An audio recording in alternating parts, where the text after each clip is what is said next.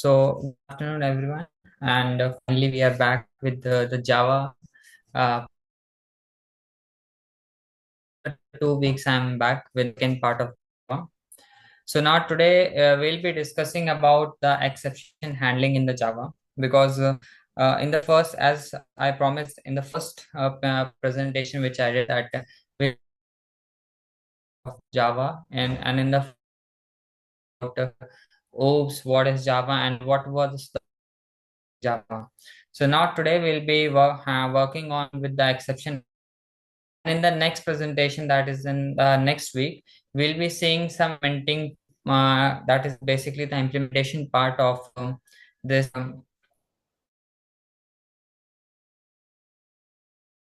So now this is the overview and the agenda for today's session. Types of exception handling mechanism, catch block, throwing and catching exceptions, custom exception, best practices by avoiding exceptions, and the common pit due to which exception arises while working in a program. So we'll be discussing Yes, all these points in this video presentation. yes, your voice is not coming properly. I Oh, think there is a network issue. Shreyas, can you check your internet connection? just one, wait a minute, okay.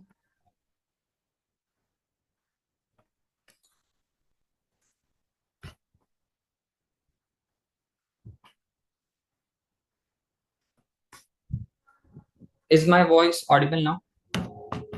Yes. Okay, sure. So finally, we'll be starting with what is an exception handling. So an exception is a mechanism to handle runtime errors. So now, basically, when we work in a program, so there are certain sort of limitations that occurs, which limits a programmer to execute the program in a well-defined fashion. And such type of limitations that usually occur during a program execution is known as an exception. So basically, we can say that exception is like an obstruction in the flow of the program. Because this exception occurs due to some sort of mistakes that a programmer commit during working in a program or creating a program structure. So that is the basic reason why exception occurs. And exception handling is basically a mechanism to handle such type of exceptions. So that is why the name exception handling was given to it. Now, in Java, there are actually various types of exceptions, but the most common type of exceptions that we will see and that are most important for us are checked, unchecked, and errors.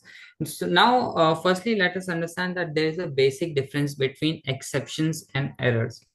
So basically, exceptions occurs due to some sort of um, uh, obstruction that is occurring in the flow of the program, whereas errors may occur due to any sort of mistakes that is being committed by a programmer while writing a program, or during writing a program, and even during working with it. So there is a slight major difference between exceptions and errors. Now, what is the exception hierarchy? Now, this is one of the most important part, because whenever, if in the interviews time also, the interviewer is trying to ask what is the exception hierarchy, because this is one of the basic component of exception handling. So now the first thing is visualizing the hierarchy of throwable, exception, runtime exceptions, and error classes.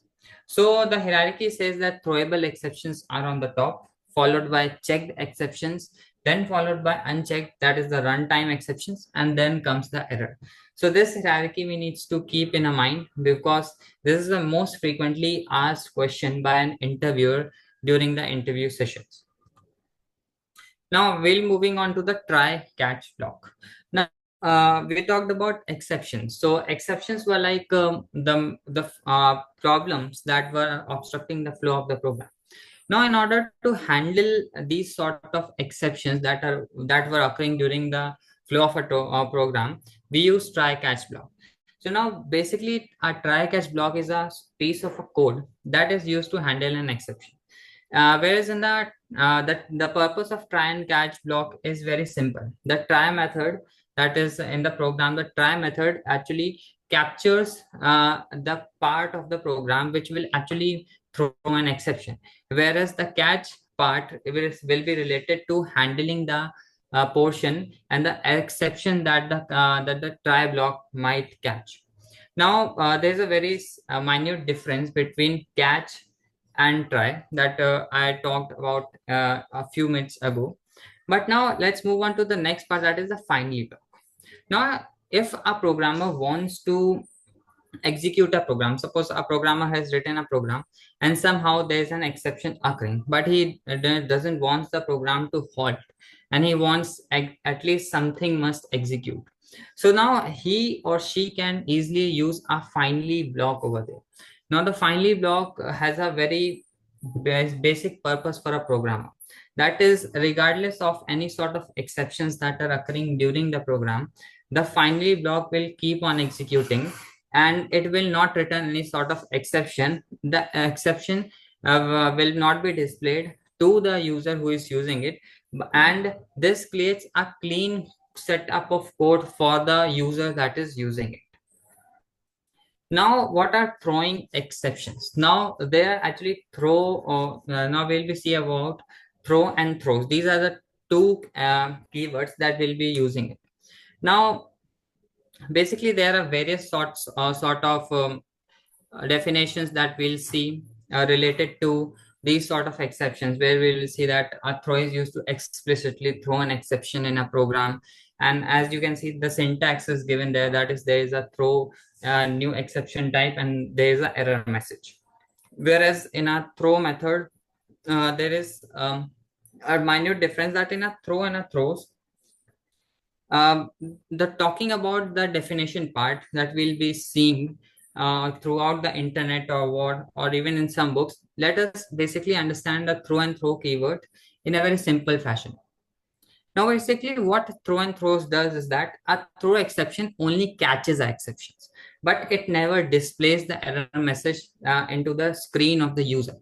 But whereas a throws keyword not only catches the exception, but also it will display the same message into the screen of the user, so that he or she can understand exactly where the same exception is being found, and he or she can rectify that and remove that. Now, basically, earlier the throw keyword was majorly used during exception handling, but there was a minute fault which was overcome by the throws keyword. That was, in the throw keyword, the output was not being displayed. It was being stored in a separate location in the computer system, and later on the programmer used to traverse to that, and he or she used to find what exactly exception occurred over there. Now, the same problem of throws, problem of throw was removed in the throws keyword, because it not only saves the exception but also displays it to the user, so that the user can rectify that and remove the same sort of error during the working time. Now, moving on to the next part is the propagating exceptions. Now, what exactly propagating exception means? Propagating exceptions occur when an exception is not handled in the current method and it is passed to the calling method. Now, the propagating exceptions are basically one of the most important component during exception handling, and these are the new features that were being introduced in the Java in the latest version as well. Now, earlier, what used to happen is that if a programmer has written multiple functions and there is an exception occurring in some of the part of a function, and the programmer didn't rectify exactly where the exception has occurred. Now, what happens that the error related to that function will continue to exist, and the programmer might not remove that. Now, in case of a propagating exception, what happens during the time of a function calling or any sort of method calling, automatically the exception that occurred before will be displayed at that point of time, indicating and telling the user to remove the exception that is being occurring over there. Thus, this sort of propagating exception creates a clean code and makes it much easier for the user to rectify the exceptions and handle it easily. Now, as we were talking about the throw keywords, now similarly we'll talk about the throws keyword. So now the definition that we'll be finding in the internet is that it declares an exception that a method might throw, and the basic syntax of the throws exception is basic given over. Now, the difference between throw and throw I have explained, but I'll be explaining it again. That is, in a throw method, the exception might be caught, but it will not be displayed to the user. But in a throws keyword, the exception which is being caught is not only caught, but also it is displayed in the screen of the user, and it can be handled by the user very easily. So basically, this is the only point of a difference that occurs between throw and a throw keywords. And On seeing certain sort of definitions that are given on the internet and the social medias, there might be a sort of confusion, but this is a very simple definition that we'll be understanding. Now, what are custom exceptions? Now, as the definition says, that user defined exception for specific error handling. Now, custom exceptions means that if a user wants to see what sort of errors can occur in a program, the user can create some sort of errors by himself also.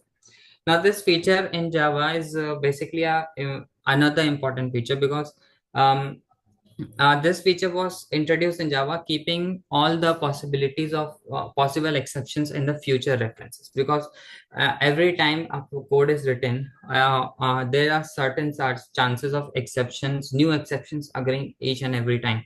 So, using a custom exception, a user can create his or her own exceptions and can even simplify it and display it to the user so that it can be rectified by other programmers who are using it. Now, here are the steps by which we can create a custom exception. That is, you extend the exception class and provide a constructor with a custom error message. Now, we'll be the syntax of this particular custom exception we'll be seeing in the upcoming session, that is in the next Saturday. I'll be showing you the implementation part of this exception handling as well as the object-oriented programming. Now, this is the code that we'll be seeing related to the custom exception. There is a class that is age exception, and it is extending an exceptions. Now, in a public age exception, there is a string message, and in the string message, there is another class that is a super message. Now, in the public void age integer age, then it is throwing an exception, that is, if the age is less than 18. Now, there will be a message that will be displayed to the user, that is, the age is less than 18. And this is how exactly the custom exception structure looks like. So this is the very basic structure of the custom exception, and more information related to the implementation part we'll be seeing the next week. Now, what is exception handling best practices? Now, in order to avoid exception occurring in a program, we need to see how we can remove the exceptions. Now, for the best practices, we have to follow certain types of guidelines. Now, the first one is use specific exceptions like file not find exceptions over exception. Now, simply the best practice is, if you find an exception, then simplify what exactly the type of the exception is, rather than only displaying a message that an exception has occurred. By the help of this particular practice, the programmer can easily rectify what sort of mistake the program has committed, and he or she can easily remove the sort of mistake which he or she has done. Now, using catch only necessary exceptions. Now in a program, whenever a user writes a program, because the programmers usually write programs, and it's in case of a human, there are chances of certain sort of mistakes, because we humans usually commit mistakes. Now, in cases of writing a program by a human, there may be chances of multiple exceptions that may occur. Now, catching each and every exceptions every time will create a sort of a discrepancy in the intention and even in the personality of a program. Now, we can only create a method like a catch function, which will create only the essential exceptions, and it will display related to that. That means only displaying those exceptions which are which will affect the execution of a program, and ignoring those exceptions which will not affect the working and the flow of the program. By this practice, the programmer can easily work upon and can handle the exception. Now, the third type is cleaning up resources using the finally and try with resources. Now, obviously, we can, if an exception is occurred, we can remove the resources by which an exception is occurring, and in that case, we can handle the exception.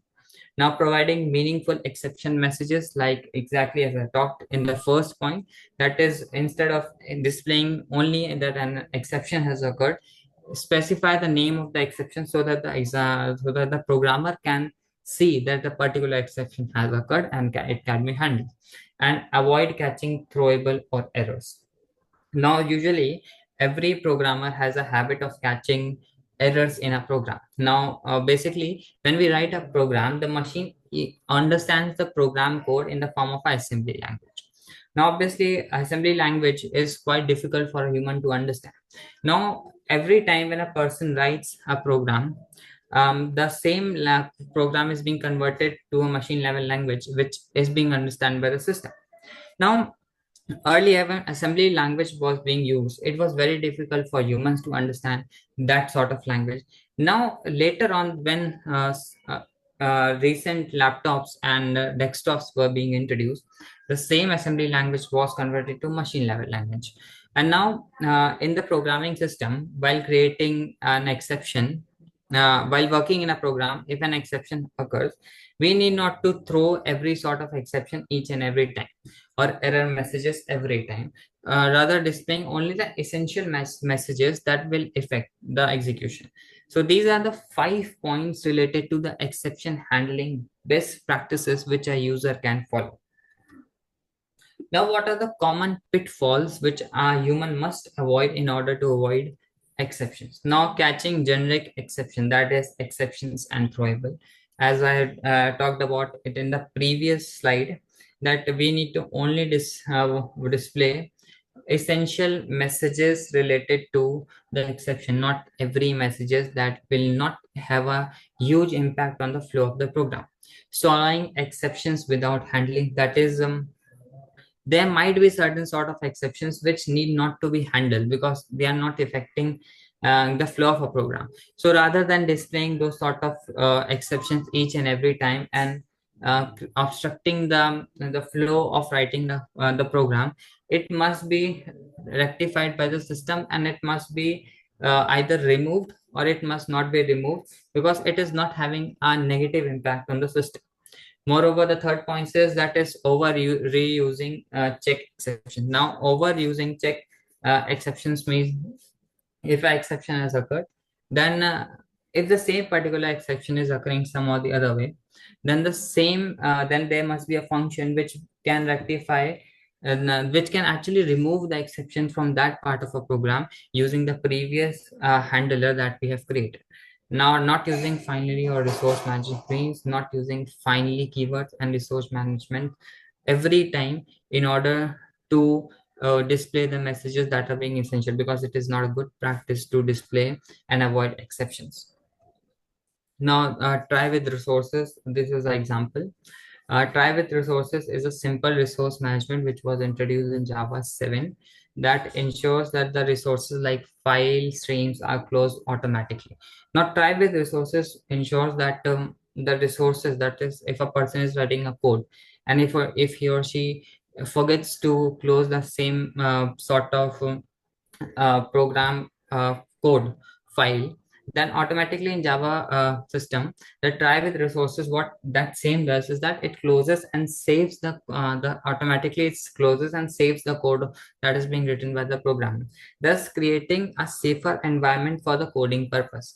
And because using try with resources, once the programmer will save it, the system will save it, and the programmer, when it opens the system next time and try to access the same code, it will be displayed exactly in the similar way as the programmer left during the time when he was shutting down the system.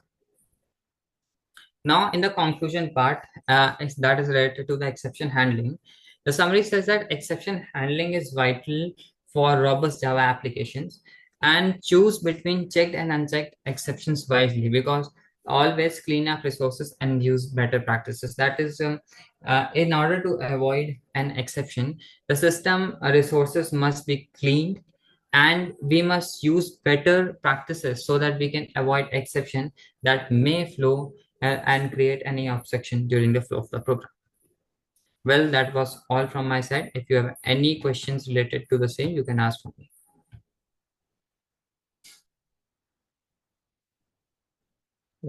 So yes, Yeah, as I have seen one example example related to exception, where you yeah, have created a custom exception by calling the constructor of that class, exception class, and inside yeah, that constructor you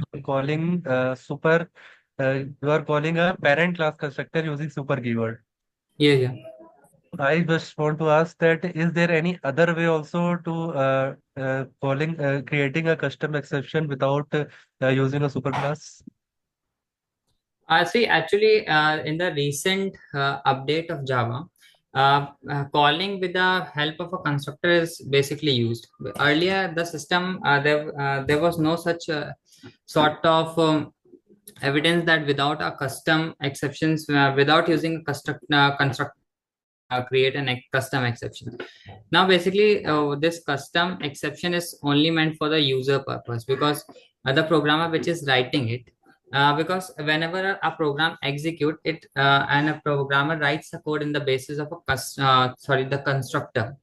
Now execution in Java takes place, and if a person is writing the same in the form of if a person is creating a custom exceptions using a constructor method, the person has to create it using that only, because in the recent Java update there is no such method by which we can remove or create a custom exception without constructor, because all the information which I have seen using various trusted resources like W3 also over there, it was being given that only constructor is being used over there, because this is the best method by Clear. which we can create custom exceptions.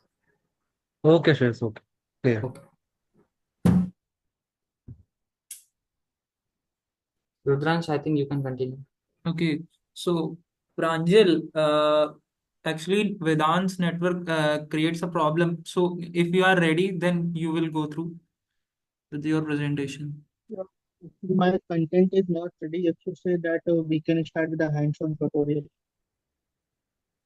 Okay, Keshav, are you ready?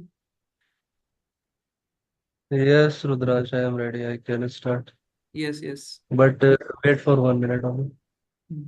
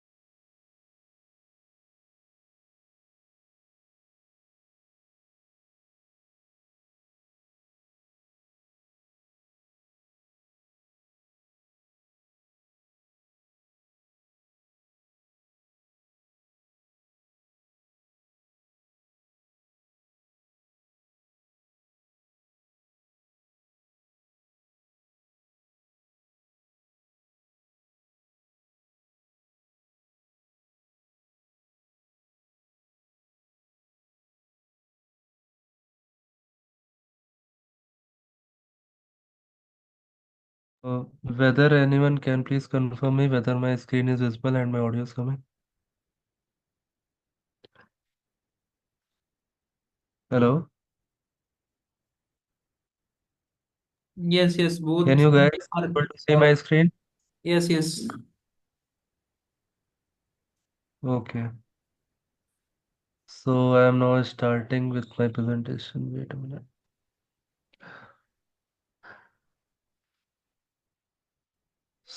So,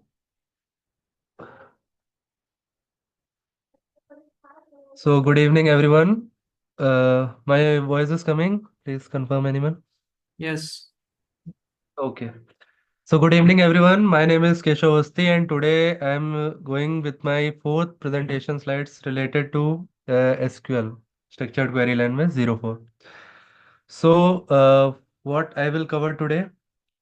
So these are the topics that I will cover today in my presentation. The topics are some important points which covers what are the important till now which we have covered. So related to that, I have attached some points in 2 to 3 slides. So we will revise it. Now next is we will study what is functional dependency and rest all like types of functional dependency, attribute closure, attribute closure, SQL data types, and SQL commands and query practice. Sorry guys, wait a minute.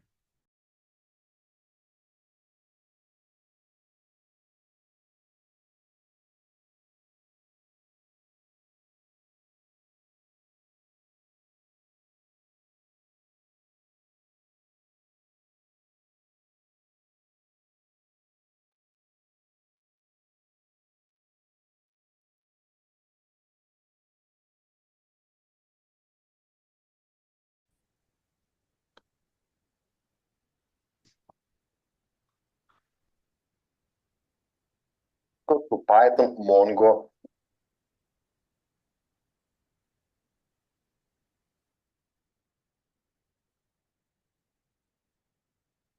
So good evening everyone. My name is Keshav and today I am continuing with my SQL series and today is the fourth presentation of that. So today is SQL 04 by me, Keshav Avasthi. So what are the topics that I will cover today? So topics that I will cover today are some important points related to my previous presentations. I have included 1 to 2 slides related to that as a short summary so that you can easily connect with me. And next is what is functional dependency. And rest two are the types of functional dependency. And last one is SQL commands or queries to practice. So these are the topics that I will cover. So firstly, I will cover what are the important points that we have studied till now. We have studied data, information, database, relational database, database management system, and database management system and relational database management system. So what is data? The collection of raw data tokens that may or may not have meaning. This is a data. Information, pre-processed data that have meaning is called information. When we pre-process the raw data and extracted out some useful data from that raw data, we call it as information. Now, third one is what is database? A database is a collection of organized data that is stored electronically in a computer system. That's a database. Relational database is a database in which the data is stored inside the database in the form of table, logically linked tables. So that's the called the relational database. Fourth one is what is database management system. So database management system is the pre-built system that offers several operations and tools to perform the changement over the data that is stored inside the database. And that authority which gives this power to us is called database management system. So that's the definition of database management system. Now the next one is RDBMS, Relational Database Management System. So the management system that provides the authority to do the changement over the data that is there inside the relational database called Relational Database Management System. So this is the point that we have already covered in brief in my previous presentation. And the last one is I have written on flowchart like relation. So relation is actually a table which consists of rows and columns. And rows, we called rows as tuples also and as a record also. And we called column as field or attribute also. So these are the important points. Now some more important points are the next one is arity or degree. So arity or degree is the number of attributes, fields or columns in my table. So how many attributes are there in our table? So how many attributes are there in our table? So we called it as a degree of that relational table or arity of that relational tables or with other names also like fields or columns. Now next one is cardinality. So cardinality is a number of tuples or records or rows or total relational instances in our relational schema or relational table. So that's called the cardinality. Now next one is relational schema. So table abstraction or heading of table, structure of table. So relational schema we basically defined how our table will look like actually. What type of attributes that table will contain that we will defines when we define the structure of that table. So when we define the structure, we call that structure of that table as a relational schema. So let's say I've included one example also. Here is the example, like if there is an student table, then the student table will consist the attributes as roll number, name, branch, state, gender, and CGPA. So these are the attributes which are there in student table. So when we write whole this thing, like from student to last as CGPA, so whole this thing we together called it as a relational schema. And each relational instances or the information of each student, we called it as a relational instance of that relational schema. So last is their relational instance, which is a set of records like in student table, the relational instance can be like I've included one example, like one relational instance can be student of one the data of one student. Like 90 student name is Kesho AI, and what is this? This is branch. Branch is AI. State is Uttar Pradesh. Gender will be male, and next CGPA will be 8.35. Our next one is if I take another relational instance from that relational schema can be 95 with name Kushag, with branch AI, with state UP, with gender male, and with CGPA 8.55. So these are the important points that I have already covered in brief, but to make a proper connectivity with me, I have included this so that it will be easy for you to connect with me with my future concepts. So these are the important points. Now next is what is functional dependency? Wait a minute. Can anyone please confirm as I am scrolling this tab, can you able to see this thing? Yes, yes, it is visible. So can anyone tell me how can I remove this as it is disturbing me in between? Is there any way so that I can remove this? Okay, let it be Okay, there. but cursor is mainly. Wait, what? What with that? I think you were asking about that cursor that is. This thing, the mic and video. This is so let it be there. So now my next topic is what is functional dependency. So here I have included one definition like functional dependency. We in short we call functional dependency as FD also. So let consider an relational schema R. So let there be a relational schema R where X and Y be the attribute set of relational R. So let's consider a relational schema R where X and Y be the attributes of that relation R and T1 and T2 be the two tuples such that X is functionally dependent to Y. That X attribute is functionally dependent to Y. So with the definition, it is not clear too much, but I will explain you with example like if there is a T1 which is a sorry, if there is a X, let's say X will be the student. So now basically the functional dependency means if I entered the roll number of a particular student, then result of that student will be shown only. Without the roll number, with the same roll number, we can't able to see the result of any other student. So that's the functional dependency. Here you can see I in the last I have included wait a minute. Whenever my key will be executed, then I will get my data value only. Let's say if I take an example like when the result of any college will came. Let's say if I take an example of AKT University. So when the semester exam result will come, so it does not happen like if you will enter your roll number, you will get the result of any other student. So this can't happen. So this is actually a functional dependency. Only you will get your result only if you will provide your key. Like your roll number with your roll number only, you can get your result only. Not you will get another student result. So that's the functional dependency. So here I have written one like if X is a student. So if when I will write the roll number of X student, then I will get the result as T2 of that student only. So this is the thing which I want to explain. Like here, I have included one table also. Here you can see these are the two students, Ram and Suvan, with the attributes as marks, grade, and roll number. Now, if I will enter the roll number of Ram, then I can get the marks of Ram only or grade of Ram only. like 10 and A. I cannot get the marks of Sohan. Like when I will enter the roll number 90, I can't able to get the marks of Sohan like 20 or B or 20 or B. So this is basically the relational schema. So here I have written if I will provide the information like Ram dot roll number, then I will get Ram dot marks only, not Sohan marks. So this is actually what is functional dependency is. So here one example also I've written like Sohan. So if I will enter the Sohan roll number like 84, here you can see in this table Sohan roll number is 84. So with that roll number 84, I can get the marks and grade of Sohan only like 20 and B. I cannot get the information related to Ram or another any other student. So this is basically the functional dependency.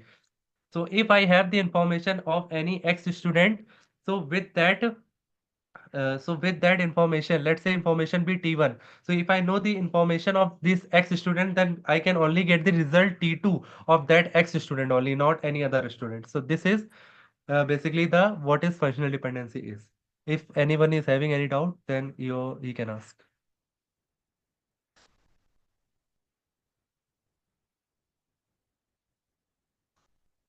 Hello. No doubt. Okay. So now next is wait a minute. Hmm. So now next is I have included one example so that it will be clear with you with the concept.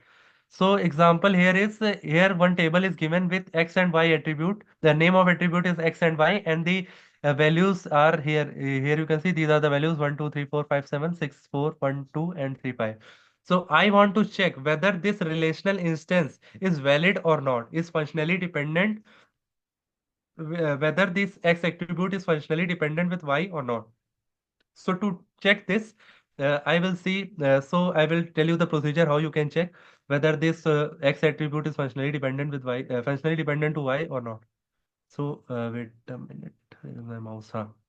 So X. So here you can see these are this is a one column 1, 3, 5, 6, 1, 3. So I want to check whether X is functionally dependent to Y or not. So you will check with each value of X whether whether with that value you can get the same answer or not. If you will not get the same result with this that same value, then that is not a valid functional dependency. So here you can see the wait, here is my mouse. Huh? So here you can see with value 1, is there any, with the value 1, I can access the value 2 in the y. So in future also, if I again encounter this value 1, so forget all the things. Let's say if there is a key as 1. So with that key, one value of y is mapped with. So and here in this case, the value of y is 2.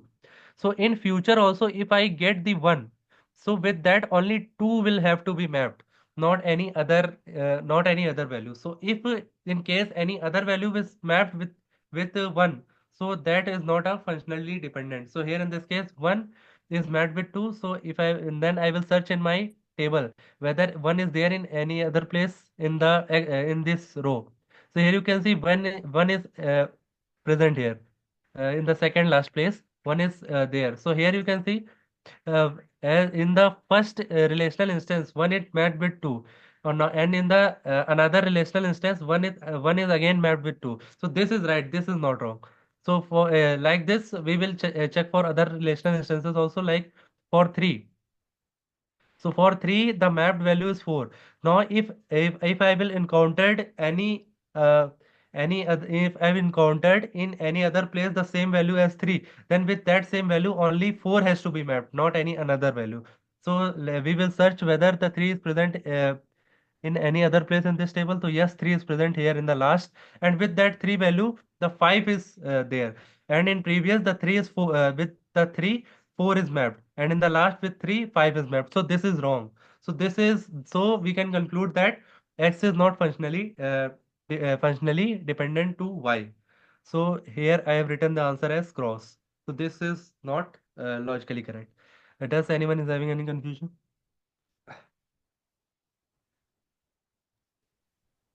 So, do we have any primary keys over here? No. I am not talking about the keys. firstly, the primary key I will cover the future on the super key, candidate key, primary key, alternate key, and other keys also. So this is not a concept related to keys. This is a concept to check whether your table is right or not. With your key values, you can get your information or not. So this is how we can check whether the given relation is correct or not. So this is what I'm telling. It is not about keys. It is basically about giving a relation of showing a relation. So okay. It is about whether the table which you are having with is a right table or not. So to check whether the given table is right, you have to check the functional dependency of that table with each attribute with to another attribute. So this is how we can check whether the given relational schema is correct or not. So Okay. this is how. uh, I will make it clear with more visibility when I will make you understand with some more examples. So I've included one more examples also. So these are the some more examples. So here you can see I've included three more tables and with the options here given below. So here you can see with x1.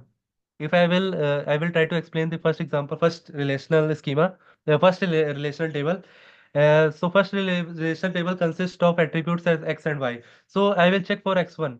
X1 is there with the y1 as a mapped value. So now we will check again for x1. Is x1 is there in the table? No. So x1 is not there. So we will move to the next. X2. X2 is mapped with y1. It is not mandatory that the same keys cannot, the different keys can have different values only. It is not mandatory. Different keys can have same value also. So this is the point which you have to remember in your mind. So x1 and x2, these are the different keys. They can have the same values, but same keys cannot have different values. So this point you have to remember in your mind. Now next is I will check for x2. So x2 is mapped with y1 as a value, and now I will check again in my table whether the x2 is there. So it is not there. So we will move to x3. And for x3, we will check whether x3 is there. No, it is not there. X4, for x4 is also not there. For x5, x5 is also not there. So each key is having a sorry, what I have to say, each key will having a its own value, not any same key can have two different values. So this is are functionally correct. So I have marked as tick. So similar way you can cross check with this second and third table. I will cross check with the last table. You can check the middle one as a homework for your practice. So I will again check with this last table. So last table consists of x and y attributes with x1 is linked with y1. Now I will check again in my table whether x1 is there. No, x1 is not there. So we will move to next x2. So x2 is mapped with y5 as a value. Now I will again check for x2 is there. X2 is there in my table again. So yes, x2 is there with the value y5. So no, it is correct. So for now we will check whether x2 is again there. So yes, x2 is again there with value y6. So now you can see x2 is first x2 is linked with y5, second is x2 is linked with y5. So till here my relational instance is correct, relational table is correct. But when I will consider the last example, x2 is mapped with y6, which is a different value. So now we can conclude that this relational table is also not correct. So this is the funda how you can see. So I've written an answer as a cross. So this is the funda of relational, not relational. It is the funda of functional dependency. So only first table is functionally dependent with x and x tends to y as a functionally dependent attributes. So it is clear till now?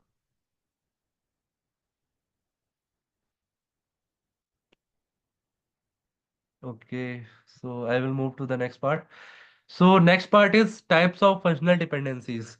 So there are three types of functional dependencies in the DBMS part. The first one is a trivial functional dependency. The second one is non-trivial functional dependency, and third one is semi-non-trivial functional dependency. So so these are the three types of functional dependency that are there in SQL or DBMS. So which is actually SQL is one of the part of DBMS. So so we will move to the next topic, which is a what is a trivial functional dependency. So here I've written one definition. X tends to Y is a trivial functional dependency if and only if Y, which is on the right hand side, and x is which is on the left hand side. So x must be a superset of y. So when this condition happens or this condition is satisfied, which means firstly I will read the definition. X tends to y is a trivial functional dependency if and only if x is a superset of y, which means the right hand side RHS attribute must be equal or a part of LHS attribute. So when the right hand side is when the right hand side attribute is a part of left hand side attribute, then at that time we can say that's the functional dependency that exists between these attributes is a trivial functional dependency.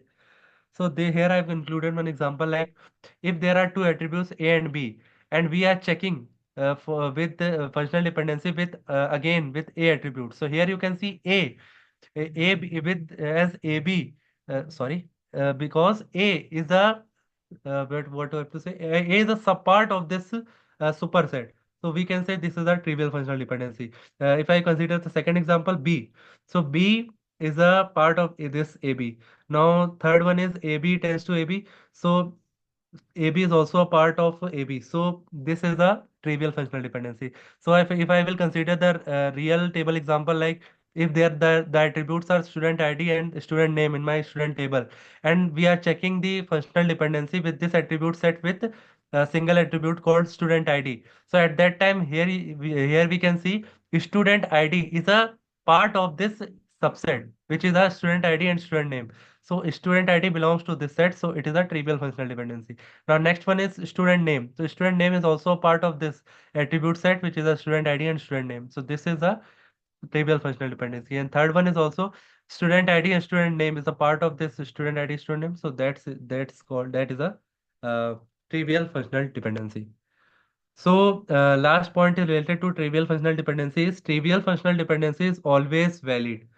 So this point I will uh, covers in brief in my later on presentation. Why trivial functional dependency is always valid when I will explain the example related to functional dependency in my upcoming slides. So till now, if anyone is having any doubt, then he can ask.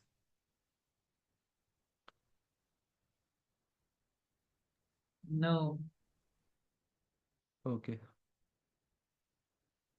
So now we will move to the next type of functional dependency, which is a non-trivial functional dependency. And this dependency is very important because our whole, what I have to say, our whole SQL related tables, we will see these type of functional dependencies only, which is a non-trivial functional dependency. So when firstly I will read the definition. So x tends to y or x is functionally dependent to y is non-trivial functional dependency if and only if when I will do the intersection of this x and y, where x and y are the attributes of that table. So when we'll do the intersection, we will get the phi or the null as the answer. And at that time, x is functionally, wait a minute. So when we do the intersection of this x and y attribute, and after doing the intersection, where if we will get the phi as a null set, then and at that time also this condition must also satisfy x tends to y. So when these two conditions are satisfied, then we can conclude that given functional dependency is a non-trivial functional dependency. So when I will explain the example, then it will be very clear. So example here in this case are A tends to C. So here you can see A tends to C. So it is satisfying this type of thing, which is the x tends to y. A tends to C is satisfying this thing. But when we will do the intersection of A and C, we will get as phi because there is no any common attribute between A and C. This condition is also satisfied at that same time. So we can conclude that this type of functional dependency is a non-trivial functional dependency. Second example is A functionally dependent to Y. So here A and B, so this is satisfying the second type of condition x tends to pi. So here in this case a tends to b. And the second condition must satisfy is when we do the intersection of a and b. So it will result me as a phi. So here in this case the result will be phi because there is no common attribute between a and b. A is a separate or and b is also separate. We called it as a disjoint attributes also. So there is no any common thing between a and b. So we can say that a tends to b is also a non-trivial functional dependency. But if I will open in the trivial functional dependency, here in this case, AB tends to A. So when we'll do the intersection part of AB and A, we will get A as a result. So when because we will get the A as a result, which is not phi. So we can say that this one is not a non-trivial functional dependency, it is a trivial functional dependency. But in this case, we will when we do the intersection, we will not get phi. We will get phi as a result. So phi, or what I have to say, empty. So this is a non-trivial functional dependency. And when I will I will again speak about one more example related to real tables. Like if I will include the student table again.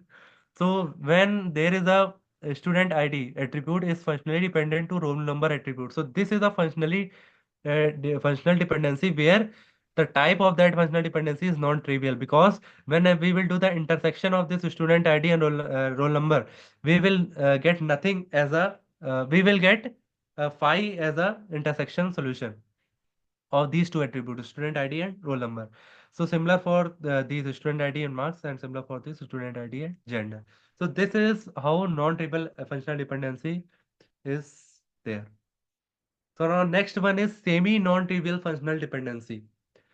So X tends to Y semi non-trivial functional dependency when semi non-trivial functional dependency if and only if X is not a superset of Y, and X intersection Y does not phi.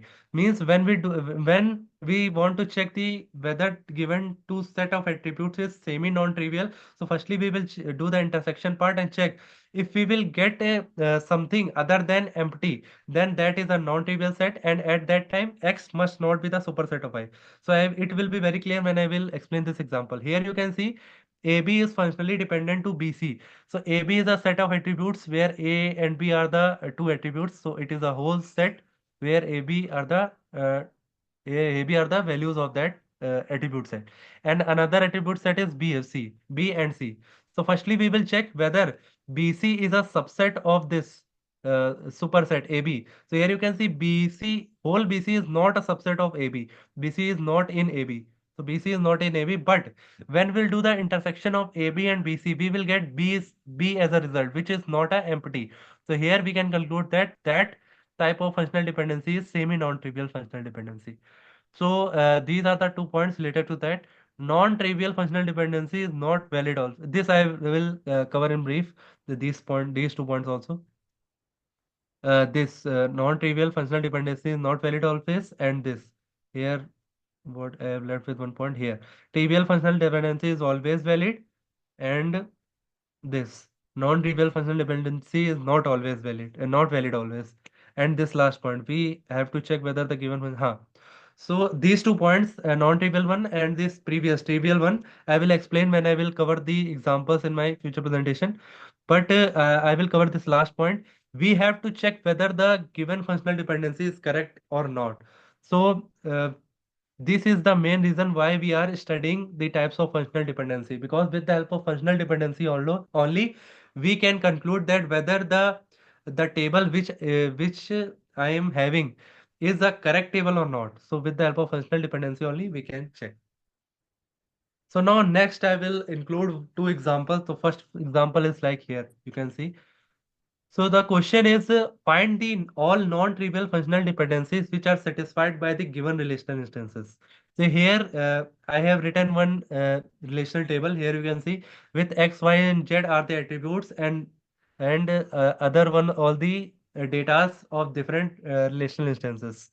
So firstly, I will list out all the non-trivial functional dependencies for the given relation is.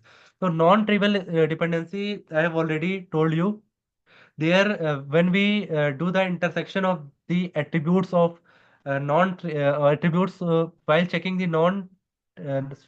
non-trivial dependency. So when we'll do the intersection of these attributes, we have to get only a empty as a result.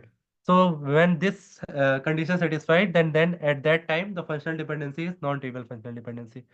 So here you can see uh, huh. So now these are the so this is the table here you can see, and I have written all the non-trivial functional dependencies here. where x tends to y is a non-trivial functional dependency. Here you can see y tends to x and z tend to x, xy tends to z, x tends to z, y tends to z, z tends to y, yz tends to x tends to yz, and y tends to xz, z tends to xy, and xz tends to y. So and near with these functional dependency, I have written cross mark and tick mark. So I have solved this question. So firstly, we will check whether x is functionally dependent with y. So as I have told earlier, how we can check whether the given functional dependency is correct or not with the help of values of that uh, table. So when I will check for first x tends to y. So when I will do for this x tends to y, here you can see these two values 3 and 3 are mapped with different values. So we can conclude that x is not functionally dependent to y. We can make it cross. So now next, if I will check for x tends to z, x tends to z, the first column and the third column. So here you can see 3 is linked with 7, 3 is linked with 7, and all one is linked with the 7 value. Here in this case, there is no any two keys, no any single key is having the different two values. So here we can conclude that this functional dependency is correct. So similar for all the cases, I have solved this and marked the solution nearby to this expression. So when I will cross check all the dependency, we can get only x tends to z and y tends to z and xy tends to z. These three are the valid functional dependency that I can get as a result from this relational instance. So this is a question related to finding the non-trivial functional dependency which are satisfied by the given relation. Till now, if anyone is having any doubt, then he can ask.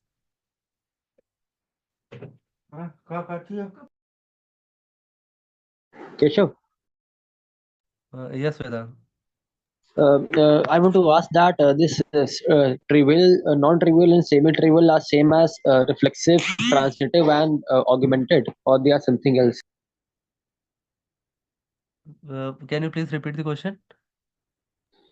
Actually, I have studied like reflexive, non-reflexive, and augmented. So that are something else. Dependence in terms of dependency, or it is same as these. Okay, so firstly, I want to tell you that that the terms reflexive, symmetric, and transitive you have studied, I think, in discrete mathematics. So, as I have not do a particular research over this topic, whether they are connected or not, but till now I cannot answer with clarity whether they are connected or not. So, just now I will further research it out and then I will tell you. But till now I don't know the answer, correct solution of this. Okay, Keshav, thank you. So this is the next example. Now, anyone is having any doubt till now, other than this, Vedant? That's all. Okay. So I will included one more example here. Here you can see the first question is find the non-trivial functional dependencies which are satisfied by the given relational instance. When you cover the programming of this.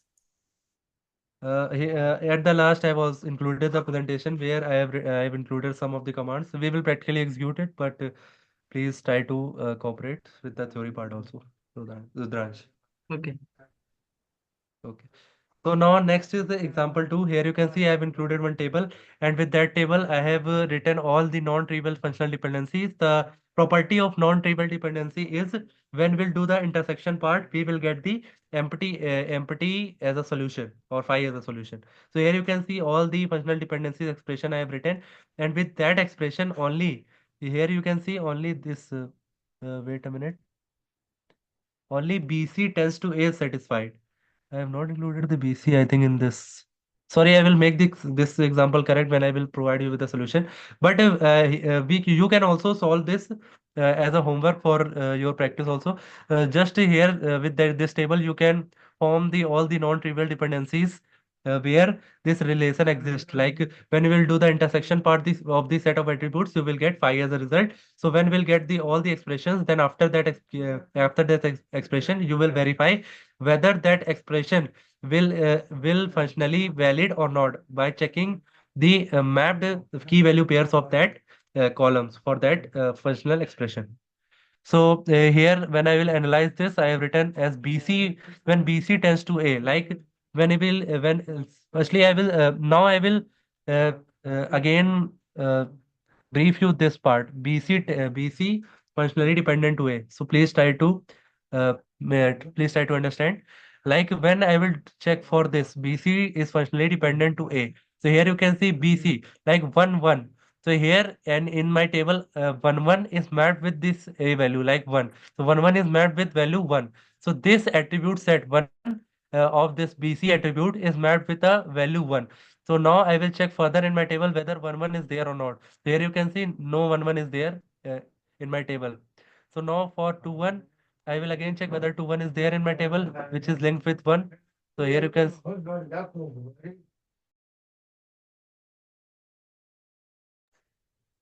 Sorry for the disturbance. Now I will check for other.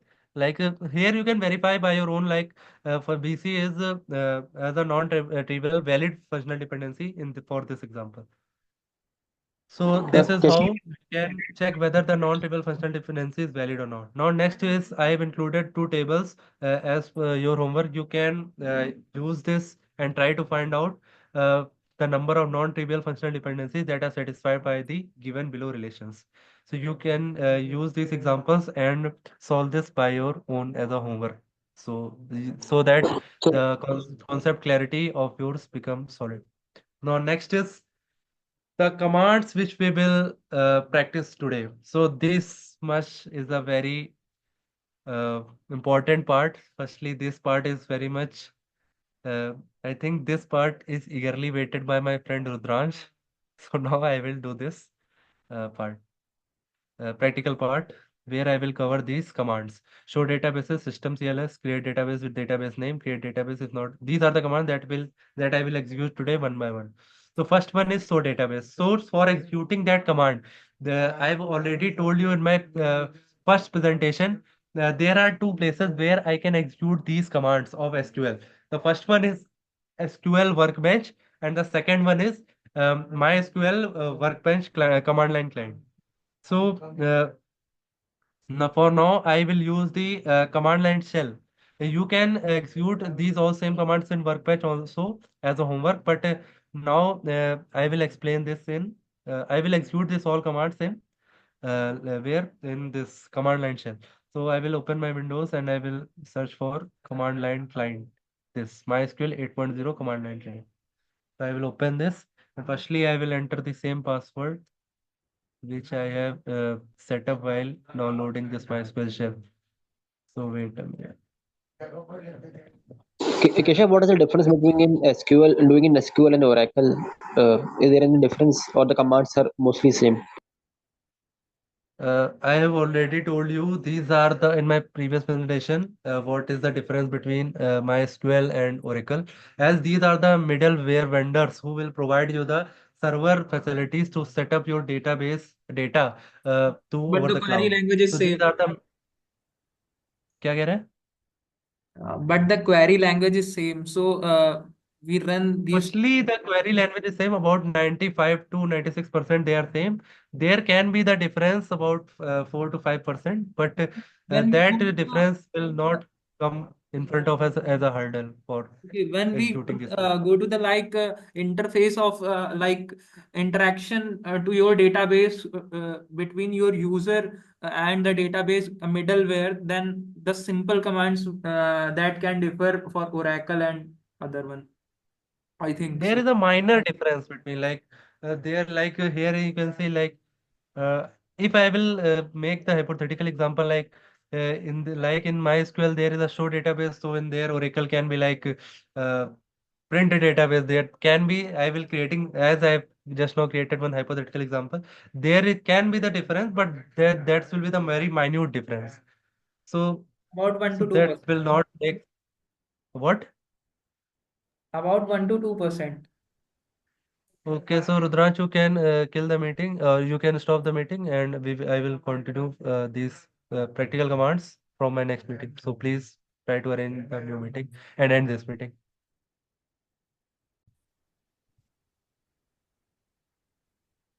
So here you can see these are the commands that a specific container. sorry for Here you see that for app service, there is build instruction. uh, what is this? So sorry for this background noise.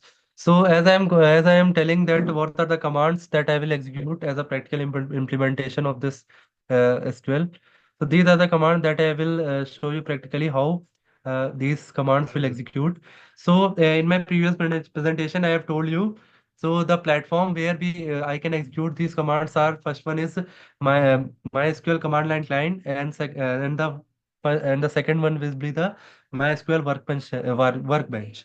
So these are the two places where I can execute the SQL commands or this SQL queries.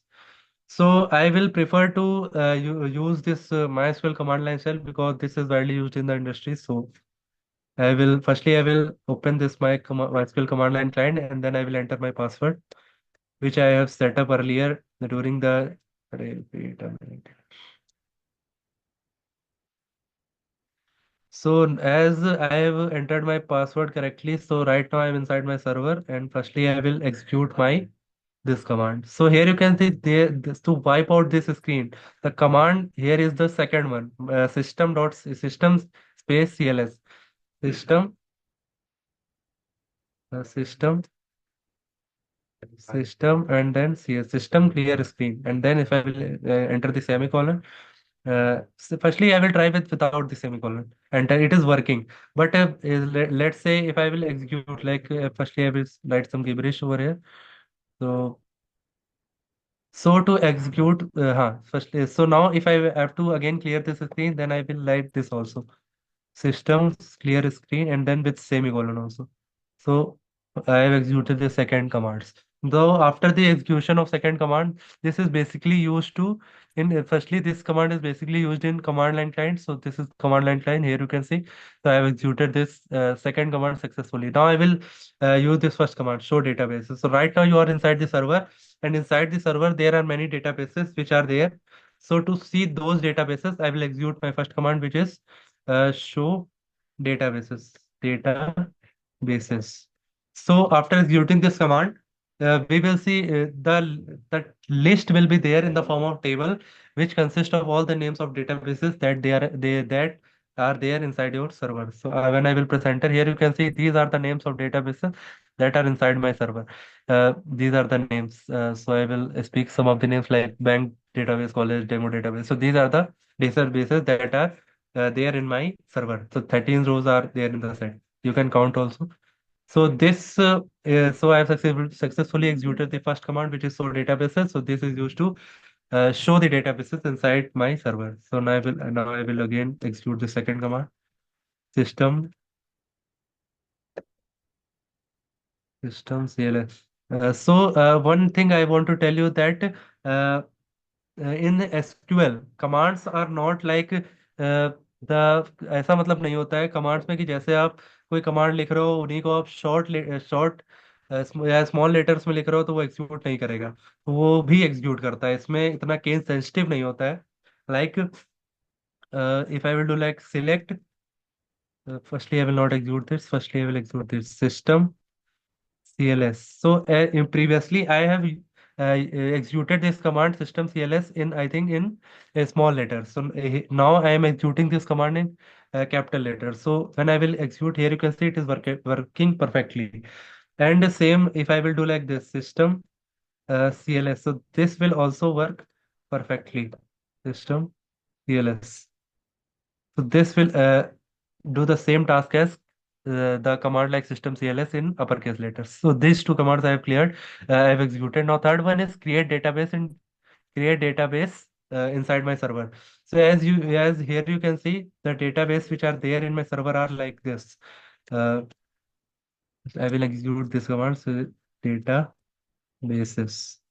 And here you can see these are the list of databases that are inside my server. Now I want to add one more database inside my server. So firstly I will create the same database that is already there in my database table. So firstly I will try to create that database. So to create that I will use the create command, create, and then database. This here you can see their database create. database. So here you can see EBS. EBS is a database which is already there inside my server. So now if I will again try to create that EBS again, like this EBS and then semicolon. Here you can see it is giving me an error. And error is saying to me like can't create database EBS. Database is existing already. Database exists. So this database already there in my server. So if I will again try to create this EBS with this command create database, so it will give me an error. So I will do like this. So now if I want to uh, again like if I want to again create the database with this create a database create database with the database name says EBS, but I want like EBS is already there inside my table. But if I will try to again want to create that database again, but I want in right now uh, I want that error cannot be shown to me. So in that case, I will do execute this fourth command like create database if not exist. Like EBS is already existing. So now if I will do like create database if not exist. So it will create the database only when that database is not there inside my database list. So I have written create database if not exist and then database name like ABS. So if that database is not existing in my table, then it will create that database. And if it's already existing, then it will not give me an error. It will be simply terminated. So here you can see ABS is already there inside my table. So it has successfully searched in my database table and find out result as EBS is already there in my database. So it will so it has told me query okay 0 1 rows affected. Now if I will again try to execute this show database, here you can see EBS is same as it is. So this is how So, so, database created. so Now, basically that if we have created it one time, so we cannot create it like that. That what you mean? with the same name, you cannot create the two databases inside the same server. Okay, okay, understood. For example, manually we have created our database previously, like with the same name, and again we want to, if we want to create, we cannot create with same name. It will give an error. Yes. So that's the thing. So now next is now if I want to create a new database, so show databases. So here you can see this is a list of tables. Now I want to create a new database, so I will use the command like wait a minute, create database. Now name of the database will be like example example. So name of the database is example and then I will execute. So here you can see now if I will execute the show database command. So here you can see example database is added in my database list. So now if I so from in these databases, now in which database I want to create my future tables or future linked tables. So firstly I will select that database among these base of database in which we want to add some table or in which we want to create any other table. So for selecting the database from the list of database, we use the command as fifth command, which is like use database and database use and then name of your database. So firstly, for checking whether which database is selected, firstly we will check by executing the sixth command. The sixth command is select and then database. So here you can see I've written one thing. अरे यार. Hmm. So here in the right hand side of six command I have written this is used to see in which database you are currently in. So when I will execute this database, it will tell me clearly which database currently is selected for any changements. So firstly I will use this select select select and then database and then semicolon. So it will tell me there in among these databases, no database is selected now. No database is selected. So we have to first select the database among these database in which we want to do any modifications. So to for selecting the database, we use this fifth command, which is as use and then database name. So I will use this use command and then database in which we want to uh, do any operations. So the database name is example. Use example and then semicolon. So here you can see database changed as an output value is shown to me. Now if I will again execute this select database, so now it will tell me which current database you are currently selected. Here you can see the current database in which we can perform the operation is the example database. Now further all operations which I will perform is inside this example database only. Now it is selected. Now further operation which we will perform is happening inside this database only. So firstly, I will do the system CLS, system clean string. So this is now, so as I've already selected that, so here you can see to check whether which database is selected, I can use this. So currently this example database is selected. So from 1 to 6, I have clearly executed. Now, let's say if I want to create, if I want to any delete a database. So firstly, I will execute the show database command, show data bases and then columns. Here you can see these are the list of databases. Now, let's say I want to delete any database. So for deleting the database, let's say I want to delete this example database. So for deleting that database, I can use this command, drop database and then database name. So this drop database and then firstly I will execute this eighth command. So drop database if exist. Let's say you want to delete some database which is not there inside your table.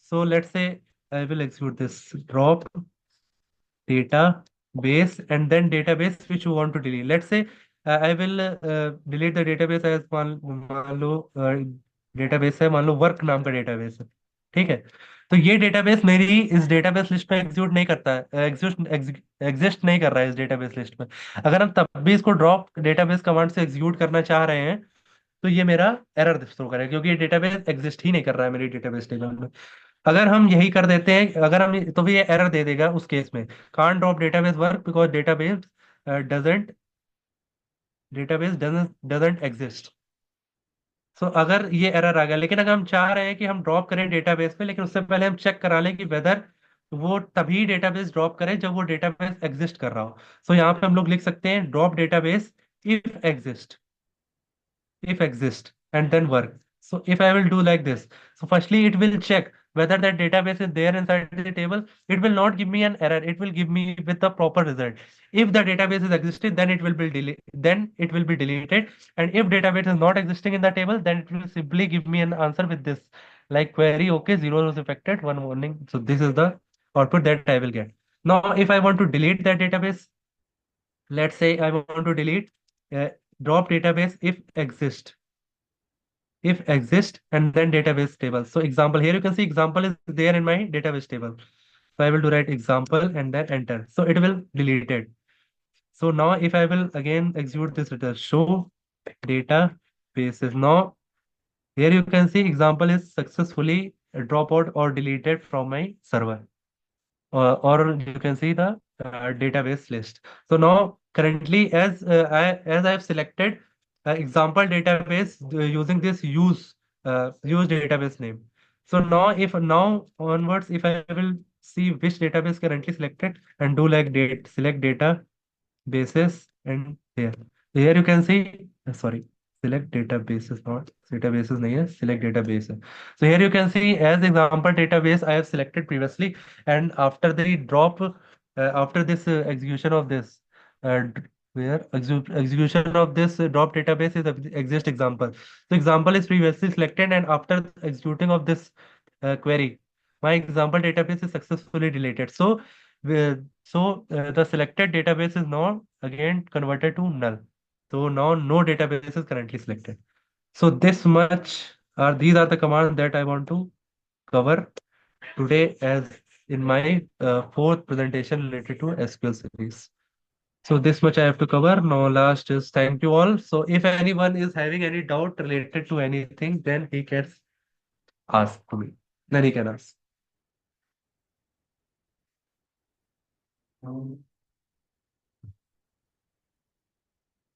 Anyone is having any doubt? No. Okay, so now I am ending with my presentation. So next presenter can start up with his or her presentation.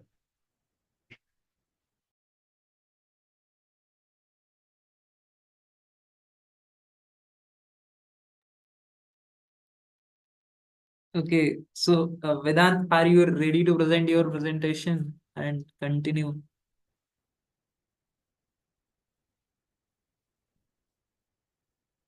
Yes, Rudraksh, you can start the recording. Yes, recording is started, so you can continue now.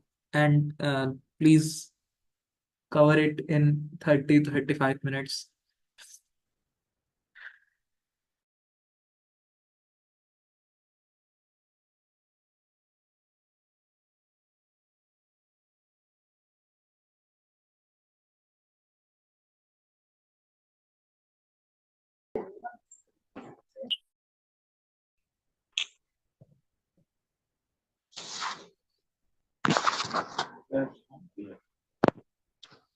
So, good evening, everyone. Uh, Rudraksh, please let me clear. Is my screen visible and my audio is clear? Yes. So, can I start, Rudraksh? Yes, you Okay. can. So, so in the last, I have covered about some different topics. So I have covered about some different concepts in Node.js. So a very good evening, everyone. Today I'm starting up with today I'm going to start up with the new part of Node.js.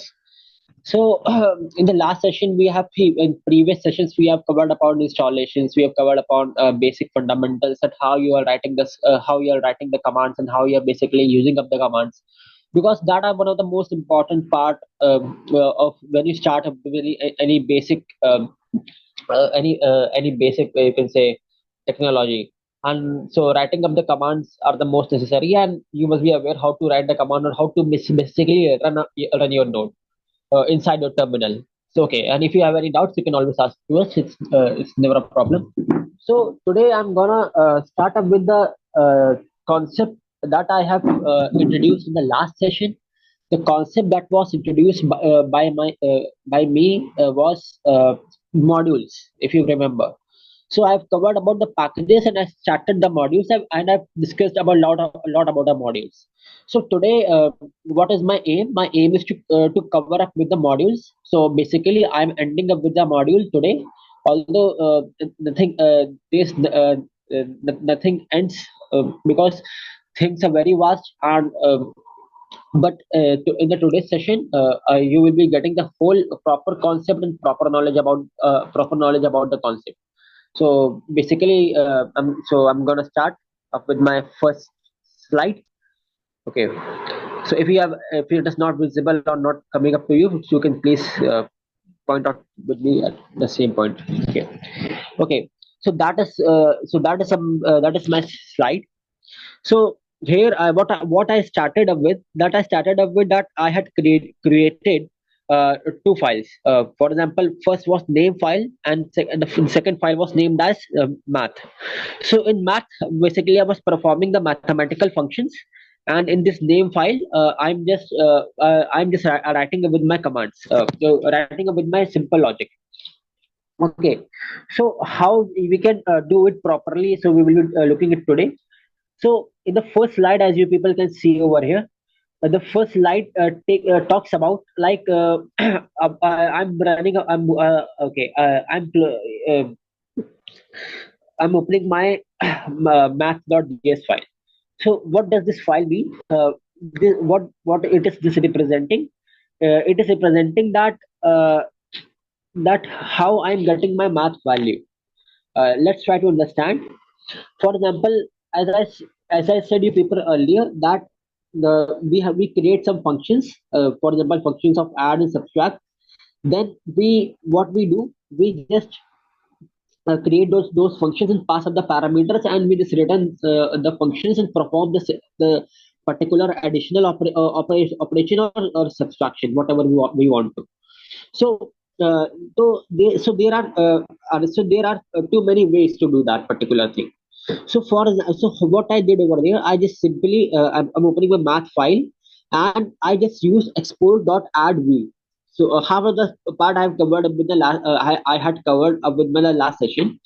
So I just used the exports.add v and exports.subtract ss, and then you can see this is the proper way of or proper syntax, the way you write up the program.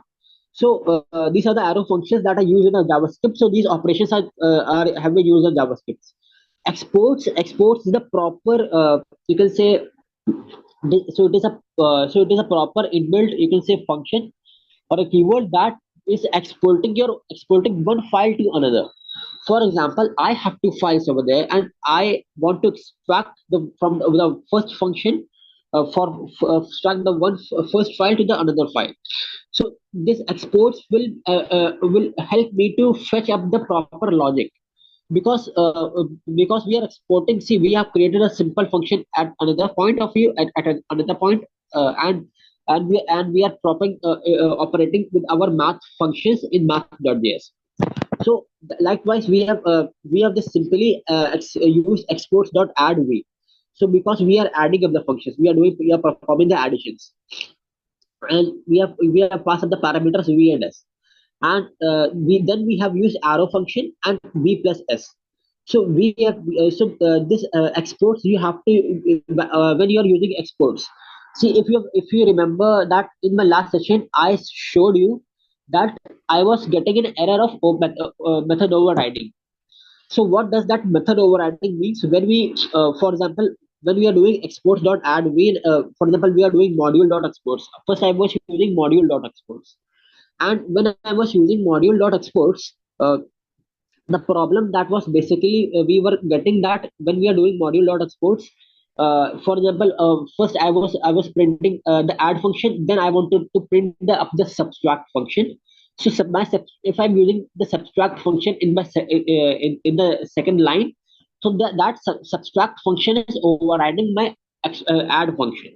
That simply means that, for example, if I'm printing 8 in the 7 in the first, and 5 in the last, so that 5 will be will be overriding my 7. So the result that I would be expecting that subtract function only. I cannot expect the result of add function. But here I can see both of the results, add also and subtract also. Okay, that's what the part is. And so likewise, this add v is a name of a function, and you can do it likewise as you wish. It's not a big deal. So it's a kind of function. Let's see. I have commented out the functions over there. For example, I made up the function subtract, but I commented out. So these functions are not working. So I have just at that point of time only I have just made up the functions. This syntax helps me to has to provide the multiple exports of you can say multiple exports functionality in my program. And you can see of the result as that what the terminal is getting, it is an anonymous. For example, when we get anonymous, add anonymous, math value is add function anonymous, and subtract function anonymous. Then again, it is showing up with my file. Why it is showing like that? Because the name of the function is anonymous. That means it is not you can say identifiable. So you cannot identify. For example, because I have defined it with my own because I am defining my own function. For example, if I'm defining my function as ABC, or my function as Vedant, so or I'm defining my function as Shukla, so that will be my own function. So that is the reason the JavaScript is unable to identify, and it is showing up by that it is an anonymous function. Basically, it is not a kind of an error. Okay, so it is not a kind of an error. So don't get confused that it is an error. It is just reflecting you that you have defined your function with yourself. Okay, so let's move up to the next slide. Now see, now what I opened my second file, that is my name.js file. In name.js file you can see what the logic I use. I use the logic const math. like I've declared the math function, math variable, and there I use the require as my keyword, and there I was this is the way that I'm importing my function, my name.js file function to my math.js file. So basically, the custom library has been created, and it is using variable that one function is exporting to the another function. And for example, you can see at the console.log that math value is math. It is written like that. Okay, so it is a kind of a destructuring. It is a destructuring property. Like I just well, you can say that I just for example, if I'm using const math, and for example see, okay, I will be discussing about this structure in the later slides. So first, what I want to tell you that in the printing statement we wrote it as math value is, and then we are printing the math. Okay, then we are printing up with the math. So then we are and if we are printing up with the math, so I'm getting the result as for example, again I will be getting the result as math value is. So this is the this is then with the help of console.log math value is. So this is the printing statement, and the to anonymous function add and subtract is coming. And also you can see here add v and subtract s, capital S, and add v and subtract ss. So this is the how you represent your function name of the function. Again, I'm saying as it is an anonymous function, you can write it as Vedant, you can write it as Shukla, whatever you want. It is up to you. So you can see in the previous slide also. Okay. So let now moving up towards my next slide. So my next slide is also it is representing, for example, for example, it is okay. It is also representing that I'm reporting it to my first file, and I'm reporting it to my another file, and that is the reason it is showing that an anonymous function. One thing more I want to clear it to you that many of you, if you get confused that how to particular run your command file or your commands, so basically open your terminal and there you write capital node and your name. Although it is not case sensitive, like you are writing node in a small letters, and then only it is representing your result in your terminal. You can write what the way I wrote over there. I wrote as node in capitals, NODE capital in the capital format, and it is fetching me up the result. So it's never a problem. So okay. So one thing more, that for example, your node has many, you can say, many functionalities. With the help of functionality, what do I mean? Functionality is something like, for example, if you are running with Mac, you have that feature. Actually, what happens when you are writing like FS for in your under in require? So it is showing up your major functionalities as getter, promises. You can see over here, copy file, excel1, exel1, and so these are the inbuilt functionalities in node. So that is used to that is mostly used for file handling. So file handling is not it's not a topic of today. File handling we will be understanding in the later sessions, and file handling will be understanding in the later sessions. And also there are more inbuilt functions like your cryptography. Your cryptography also has been performed, and for making your servers also. So so you can see over here that like many of your, you can say, this you can do it in your system also. You can just move like you just write fs, and then many of these inbuilt functionalities will be showing inside your terminal. Okay, when you are moving it according to your terminal, like append file sync, access sync, and this syncing mode, for example, that represents that how you are you just implement your file handling. So although it is a concept of it is a major concept of file handling, So I just printed up all this concept just to make you basically give you the basic idea, the basic knowledge, that when we will be moving towards file handling, that how when we will when so basically what does file handling do, copying of one file to another, reading of the file and writing a file. So this will be these stream functions will be helping you over there, helping you there. Likewise, that you can even move with the syntax also.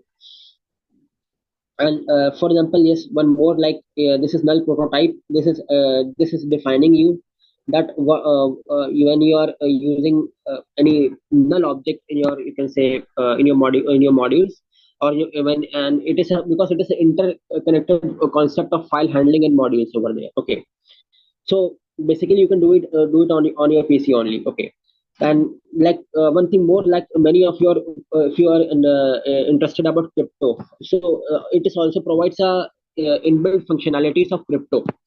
So for example, const math require, and that if you are writing crypto inside it, so it has an inbuilt concept of crypto, web crypto, and septel and getter set, and while using getter and setter methods. So by default it will be showing you about showing you many functionalities. You just have to you just have to move it like that, declare a function, and then you have to just require, and under that you have to write these types of concept, crypto and f file, fs, and all those things, and you will be getting the proper, you can say, proper results. Are like modulo crypto, like you can see over in this slide, that includes some hash values, some hash functions, and module concepts, that is cryptographic functionalities. So that is basically part of your major concept of a file handling, and buffer is also a kind of an inbuilt function over there. So okay, so so basically we have done with we have done up with our slide. And so if you have any doubt, you can ask to me. So or I should move forward. You can move, Vedant. Okay. So yes. So if you can answer this particular, you can say, slide, so I can just I think the answer will be true. okay, answer will be true. Anyone else? True, or I Wait, think the wait, answer wait a will be minute. zero.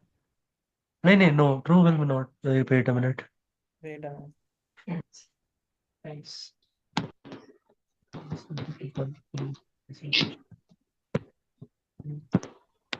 I think one will be the answer. Wait a second. Wait a minute. Wait. Okay, okay, you can take your time.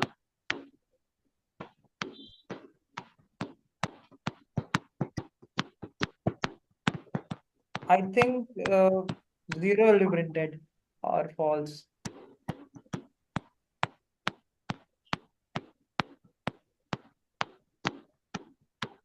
Okay, zero. Vedant sound आ रहा था background से. So now it is. Yes, you can proceed and give what is the output of this. Okay, so actually, let me disclose up the output. The output that you people will be getting is that it has true. It has false, not true. Now you Yes. people will be Yes. wondering that how it will be false. Uh, Can okay, I now it will be explain? false. Like x Yes, you equals can. to some string value, and that will be considered as a value, and when we get a not of x, then it will negate whatever the value, it will convert to zero, and I think that is returns the false. You are closer to the part. So let me. If you anyone else wants to try, or I should disclose up the logic also. I think Keshav want to try Maybe explain. because the value we are I am not representing sure is a string, because the then value we are because One by one. anyone anyone want to speak, then speak, otherwise I will speak. So here in the first line you have here in the first line x variable is initialized with a value false, which is a particularly a string, and that string is not empty. So in x, the because of non-empty string, it will just include just initialize with that string as it is. Now in second line where you have used let y is equal to not equal to of x. So as that string is not empty, so we can consider him that string as a true, and negation of that value is true. But in this line, I am not sure, sorry, negation of that true value is false. So in the second line, I am not sure it is variable y will be initialized as a result false FALSC or with zero, which also considered as a false. So that Okay, have so I have shall I, not. okay, shall I speak? Yes, you can. Okay, so Keshav, you are all congrats. You are almost correct. So you have your 90% logic is almost, you can say it's correct, accurate. But actually, what Keshav was saying that at x it has been stored false, and basically it is coming up like that. If it is has been false, so mostly when it has been false, so mostly people think that while the result will be printed at Yes, you are Vikas, am I audible. You audible? can. Yes, you are audible. You can start. Okay, so I was telling you that Keshav was almost right. What logic he just can say uh, uh, took that x has the value x has false. So basically, let me clear up you the basic concept. But what people think that x has the value of false. So basically, when it will go up moves up to the y, it just prints about the negation of x. That is, negation of x is always true, so the output will be true. But it's not like so simple. Actually it is very simple, but like how the logic is implementing over here, like Keshav said that x is equals to false, that means it is a string. Although Rajvansh was also almost correct that is equals to false, that means x has a value of a string. So if it is there, so this is a proper concept in JavaScript.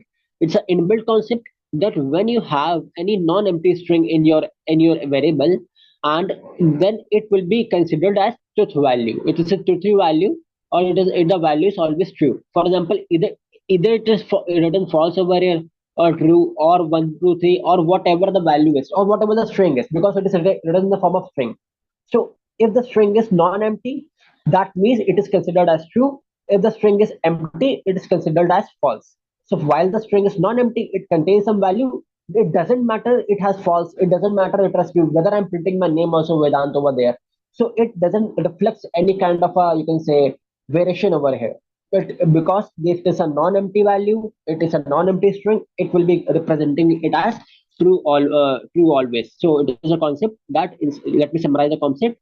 If there is a non-empty string, it represents as true.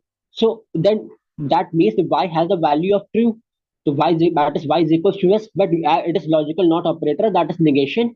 So negation always saying that doing opposite of that, and not, it's very simple. So that is the reason. That's how it will be representing as the value as false only, because the negation of true is false. So is it clear to everyone? I think it is clear. I think almost. Yes, it is clear. So, okay. So one thing more, that what are higher order functions in JavaScript? Actually, higher order functions in JavaScript are the functions that actually these functions are too much similar to Java. The people, those who have understood about Java, for example, Keshav and Suresh, those who are teaching Java right now. So the Java in Java, for example, we use map function, we use filter functions, map, filter, and returning a function to a function. So that is a new concept. But map, filter, and for each loop, like we use for each loop. So those functions are known as higher order functions. Basically, the functions that are taking up as an arguments, and and in the array itself, they are applied to each and every element of an array. That is a Ah, known of an higher order functions. Yes. can we say callback functions are also a higher order function? Callback functions as in higher order functions, I think I will be telling you in the session also. But I think we cannot say it like that, because callback functions are the functions that has the different functionalities. For example, they are used to I think they have the recursion call. For example, they are calling up from a single wait. So that is a different concept. So they cannot be as called as thing higher order. As I think, according to as the definition which we have told just now, according to me, higher order functions, according to your definition, is the whether the functions in which if that function is iterating over any set of values, and that set of values with each element is coming, and we are doing some operation with each value of that set, and at that time the function is will be the higher order function. But in case of callback function, it's just a function which is transferring any other another functions as in its function definition. So I don't think so it will be the higher order function, because it is just Yes, transferring any another functions to the calling function. So that's yes, I don't think. that's yes, actually, Keshav, that's what I'm trying to say, that it cannot be considered as high order functions, because that is a slight different concepts. As that one time I just explained you also about callback, so it has a different functionality. It has the functionality of set timeout. So it has a recursive call.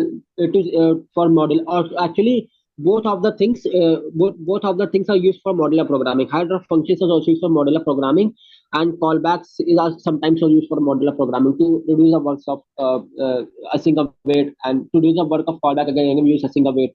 So the concept of hydra function is just to reduce the work. If you say in a simple language, that it reduces the work. For example, when we are using filter, when we are using map functions, so we It is took one just to variable. filter out Yes, all the values which out, given from the given set. absolutely. So right, we are Yes, yes, returning got it, Vedant. another. Okay, so we are returning another functions map and array for each loop. Many of you have implemented for each loop also in Java.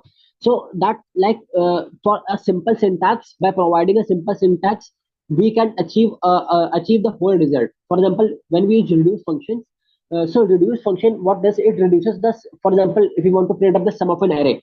So when we took one variable and again we are using it again we use one function, returning one functions, and then you are using reduce over there. So it will be summing up of the whole result of an array in one go, and like we do not have to show up the whole logic also. So like that is a, so you can also use JavaScript in your, you can say, programming, solving problem statements at different platforms. So they are very useful. And for each loop, for example, for each loop is very simple to implement, and take any variable and then you are returning that for each using for each loop for any functions, and you can easily apply whatever logic for identifying even numbers, for identifying odd numbers, for whatever whatsoever is, and you can simply using for each. So it is apply iterating towards each and every element, and it will be carrying up you the result. So written out higher order map array so map filters and reduce for each loop, and returning a function from another function. It is also a part of a higher order function. So basically, I've covered up all the whole thing. I'm almost over with the session. If you have any doubt, you can please raise up the query No doubt. right now. So, Rita, shall I back up the slides, or anyone has doubts still? I don't have any doubts. If anyone has, then he or she can ask from Vedant. Okay. So Vedant, if you want to like print your function, here function anonymous is there, then what is the Like, command particular running? okay, when I want to print up the function, okay, basically the proper, what of the proper command is running. Actually, I have two three slides that are missing. I have just identified right now. Actually, I will be showing you in the next session. Let me clear you the logic. Like when we have created two files over here. Okay, so when we had created two files, so so uh, here we are using exports.add and exports.subtract as in the name file. We are using up with the same function. We are creating up with the same function. For example, const math, and there we are, you can say, providing a number. For example, that here it is written that math value is math. and in the brackets when we are passing up the values in, for example, math, we are passing up the values as 88107 or 88107 or 298695, and thus, and when we are using whatever the function we want to use, addition, subtraction, or for example, if you're using two simple functions adding the simple numbers 2 or Vedant, 5. So yes, yes, Keshav. I think Rudransh is not asking this. Rudransh is asking, can you please scroll down to the previous slide? Wait a minute. Rudransh is asking that here in 16th and 17th line, here it is written exports.add b, and is in after in right hand side you have used the anonymous function v and s, and with that values as v plus s. So here you have used the anonymous function, and if I will call this anonymous function, the result should be the addition of two numbers which are allocated these two parameters as v and s. So I want to get answer if I will call this anonymous function. He is asking that how can I see the result of this anonymous function? How I see the result of this function? So I think this Rudransh is asking. Okay, Rudransh, can you Raj, please? were you Yes. Whatever the Keshav okay? that I wanted to ask. Okay, So that's what Vedant, that's what I was better. saying. Yes. You can carry on, Vedant. Yes, you can tell. Okay, so that's what I was explaining. Actually, what happened, like when we are printing that console.log, inside the math value we can provide we can provide the, you can say, that numeric values. For example, you want to add 2 or 5, then you see, then you can use this simple operation export.add, and then again, and it will be showing up you the result. Actually, I haven't passed up the value, as you can see over here, so that is the reason I was not getting any results. It was showing that anonymous function. Actually, there is one more method to do it, that you can see that I've commented it out, commented it out. That is module.exports, and while doing module.exports and subtract and add likewise that this. So as you, if you remember my last slide, if I can show it right now also if you want, if you have, if you have the time. So like, I had used module dot exports is equals to add, and then also it was showing. But when I was using module dot exports is equals to subtract, it was overriding. So the basic concept is that to avoid the overriding. So this is the different ways of using the addition and subtraction. So as I haven't used the modules over here, and I was using exports dot add win subtract, so I was getting the result. Here I haven't passed up the value. So it was showing up like anonymous function, and so that is the reason it was not getting up the result. So in the next slide, I'm promising you that I will be showing you those slides also, from my coordinator, and I will be explaining you. So if it is clear, or I should open my different slide where I have this. It is clear, Vedant. So Rajans, it is clear to you also, or I should explain it again, or I should open up my slide if if we have the time. No, no, I am understood what I'm trying to say. So So it's clear now. shall I move off? Yes. Okay. So thank you for the session. I hope people like that. And if you have any doubt, you can either comment out in our YouTube channel, or you can ask me in the next presentation.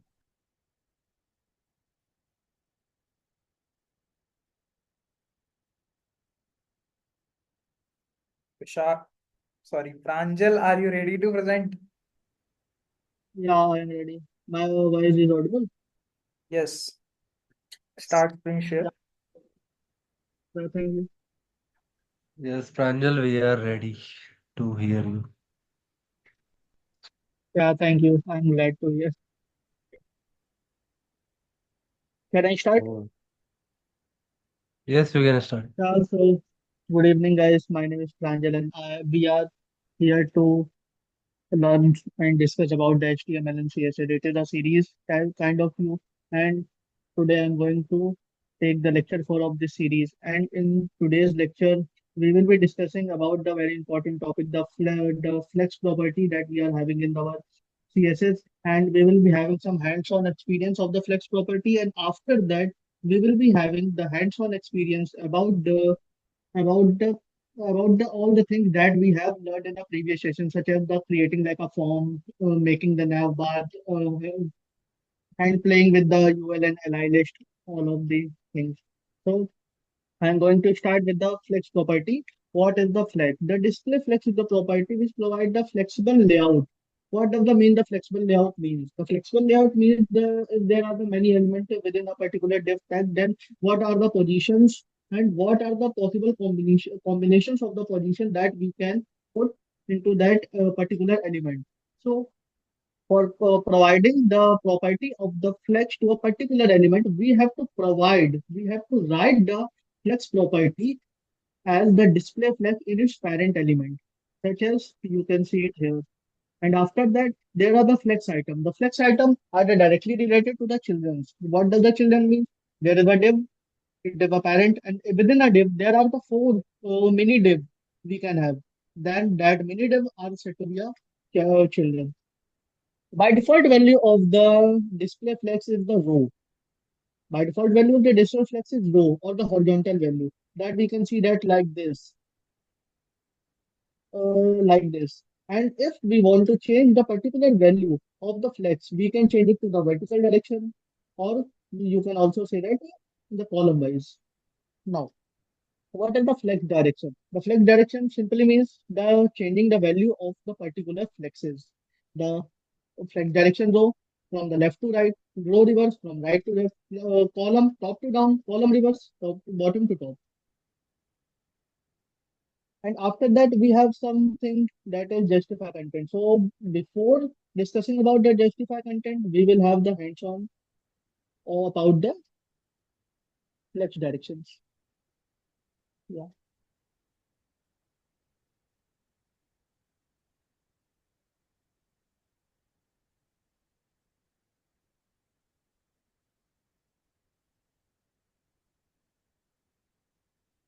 yeah, here.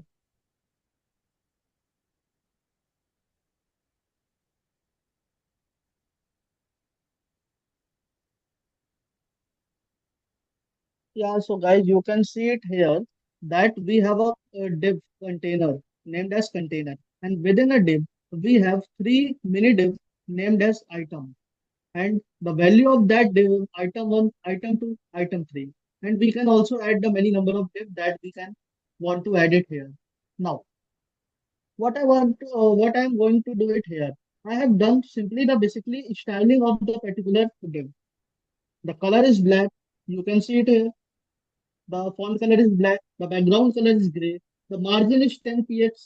The margin will be the distance between the two individual Start able to div communicate and the password side using div. their Adding IP distance. address, but not names of the containers. We just verified it. But question, how we could actually allow communication between different containers in Docker? Adding Thanks. Rudransh, We'll be able to utilize such syntax here in this Mongo URL. Rudransh, the voice is coming from your side.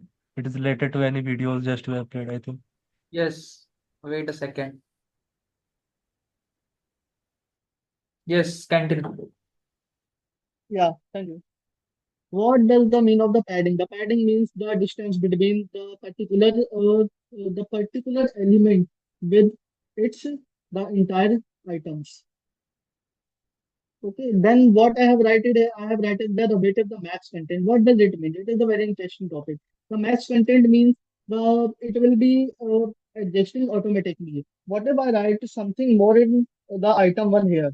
So you can see it here. The width of the particular column is automatically increasing. And what if I decrease the size? It will be automatically decreasing. This is the case in which we are using the width as the max content. Max content means the whatever the size will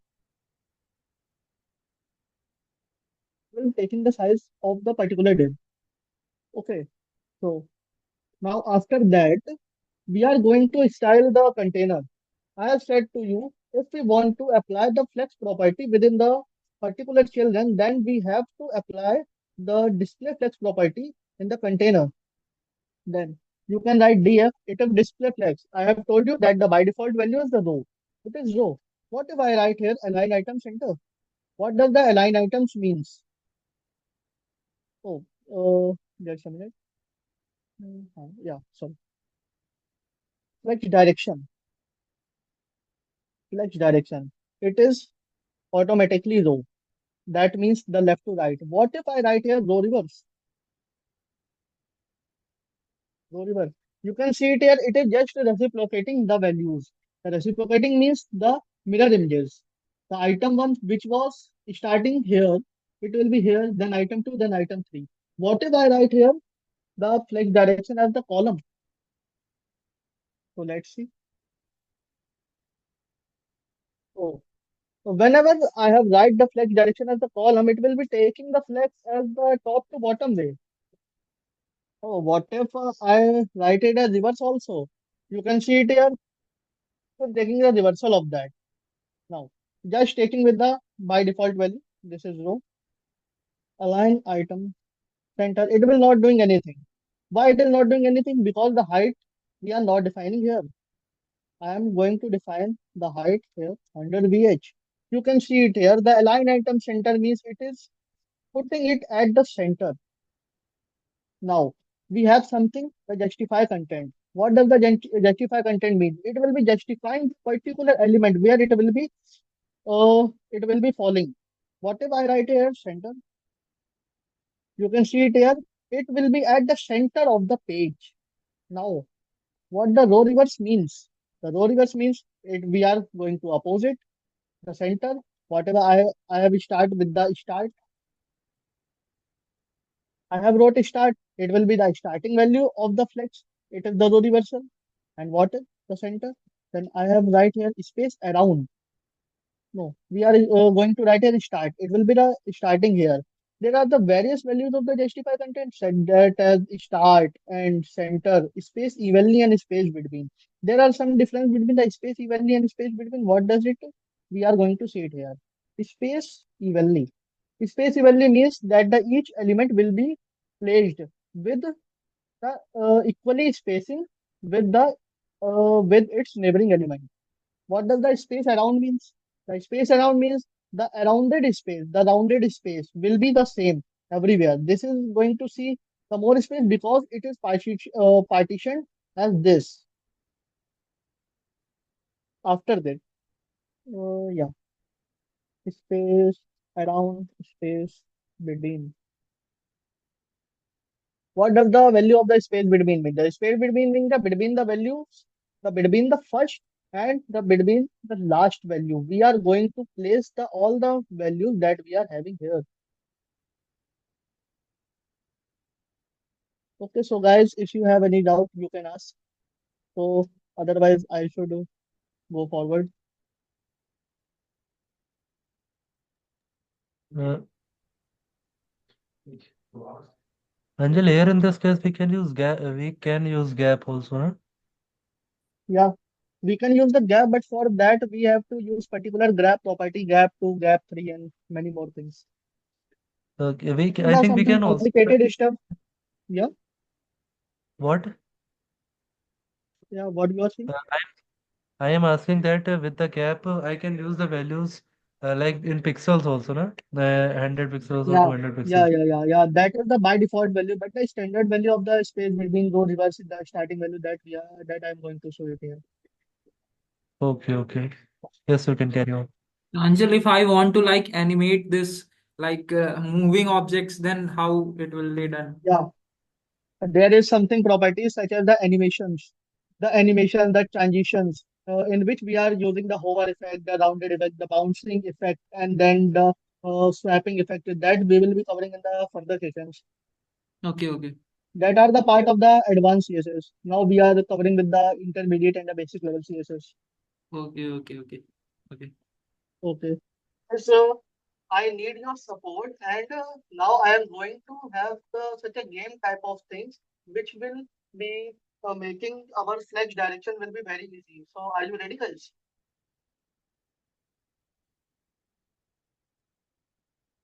Hello, am I audible? Yes, Yes, you are audible, but can you repeat the thing? Can you repeat what you have to speak just now? and louder. Yeah, I just want to say that now I am going to now we are going to have a game type of things to understand the flex directions, the rows wise very efficiently. So all you are ready? for that? Yes, we are ready. We are excited to see. Yes, you can carry Yeah, on. thank you very much.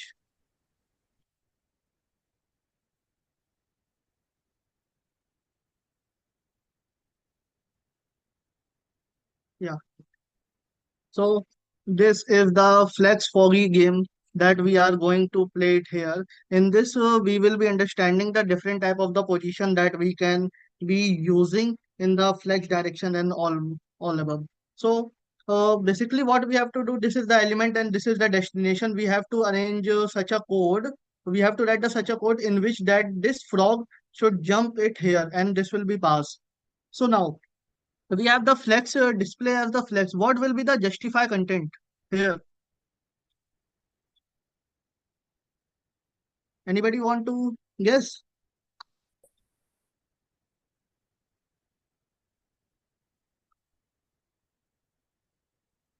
Hello?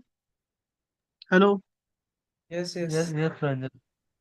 Yes, we are here. Yeah, then if anybody want to guess what will be the value of the justify content, so please.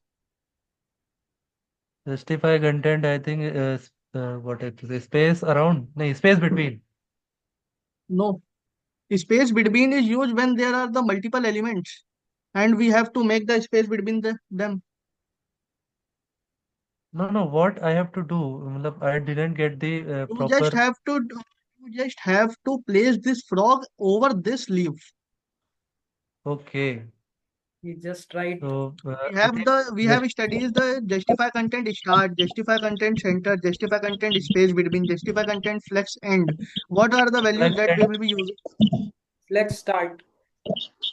It flex will be end, flex I Let's think. start, yes. try. No, sorry, flex end.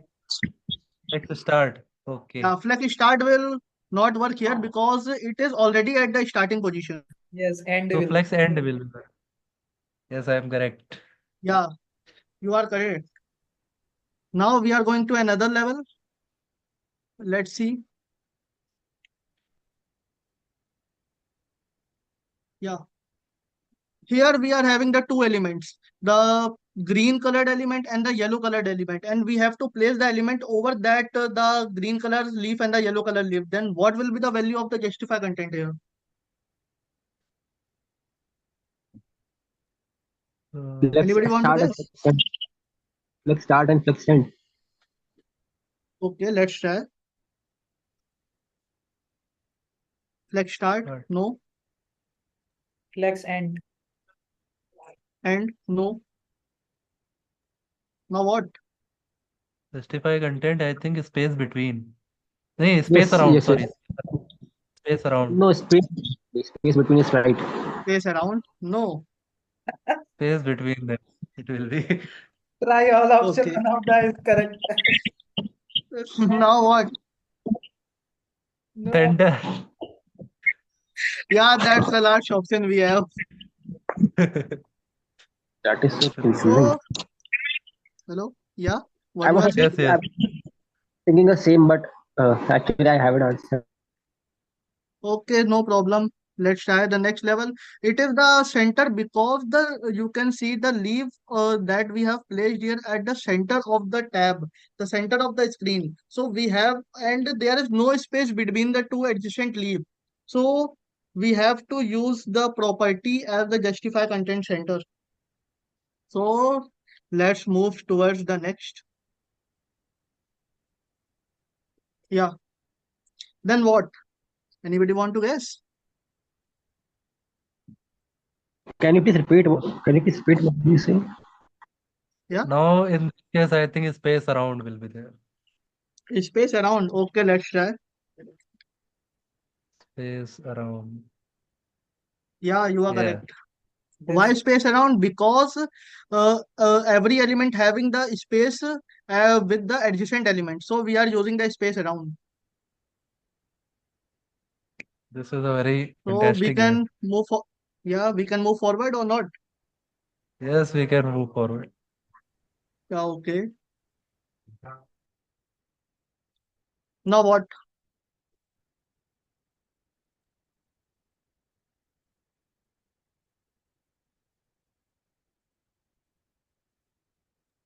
Space between, space between. Yeah, you are correct. Because you can see it here, we cannot use the space around because the rounded space of the first element and the last element is nothing. It is very closely towards the border, and there is the space between the every element. So we will be using the space between. So now. Here we have to use the align item property. What does the align item property means? It will be this property will be telling that where the value will be using. So what will be the value in the align items? Whether it will be the flex start at the top of the container, flex end, bottom of the container, center of the container, baseline Baseline, of the container is staged. Flex and I think it should be Okay. center. baseline, I think. So it is It's a flex flex. end. Let's try what will be the value or what will be the position of the center. At the center, it will be showing this.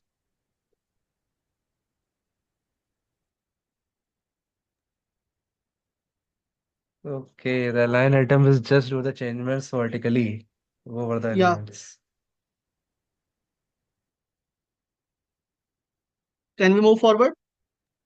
yes, absolutely. Yeah, okay. We have the value of the justify content and the align items. Yeah, 1 minute. The align item center, justify content center. Interesting game, yeah. Okay, let's try. Seems to be correct.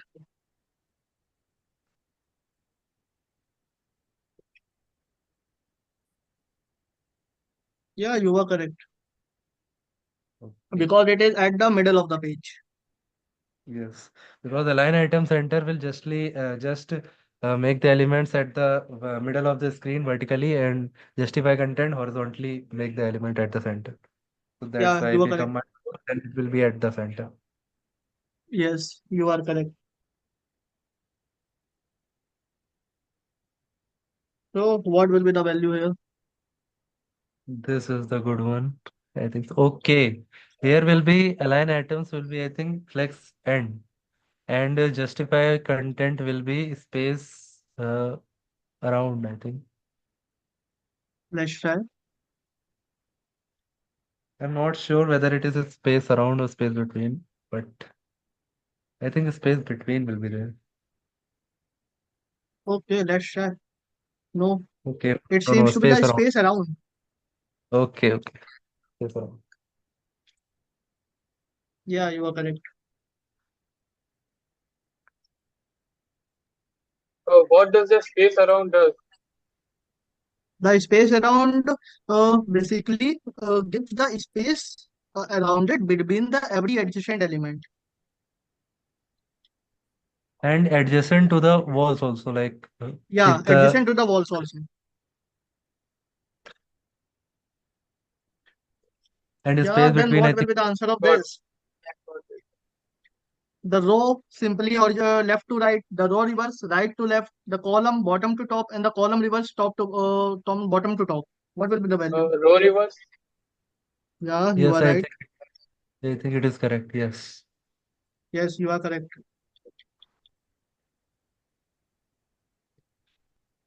Now what? Okay, it is flex direction, I think row. Column reverse. I think flex Column direction basically. will be Not, Column. only column. Only column. Okay. row. Row. It is by default row. That's the defaulted value that we are using. Okay, so I think Kushagra is right. It will be the column. Yeah, Kushagra is right.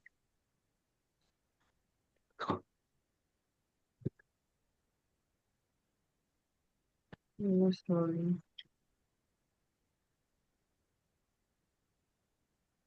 Now, guys, what will be the value? Flex direction.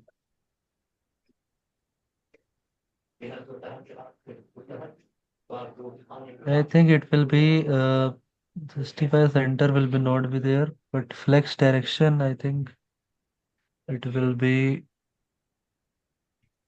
I don't know the correct answer. I think. The flex direction is the row by default. It is the basically the Direction is the reversal row. of that. So then we can use the row reverse. Row reverse. Okay. Yeah. Then what it will be giving? It will be giving the opposite value. What does the Justify justifier mean? The flex start, flex end, center. Then we can basically use the flex flex start. start. No, Flex start. Your flex start. I think not there. Flex flex end. end.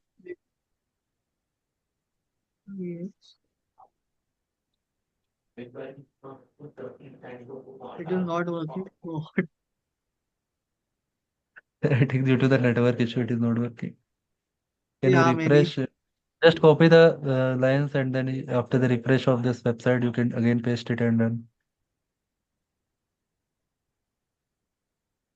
No, it is not working. Because I think next There is a option is typo. the. There is a typo. It is center or saunter. Okay. That's the bloody mistake. Flex end. It See, is. It is not working yet. I think website बुरा मान गई है ज्यादा practice हो गई Maybe.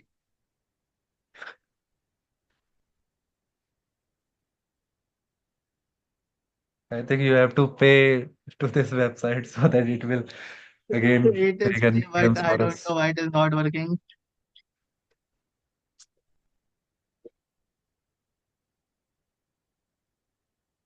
I think please try to move to the next question so that it may be working. We cannot From do. upper side, from top middle. Yes. Yeah, we can do.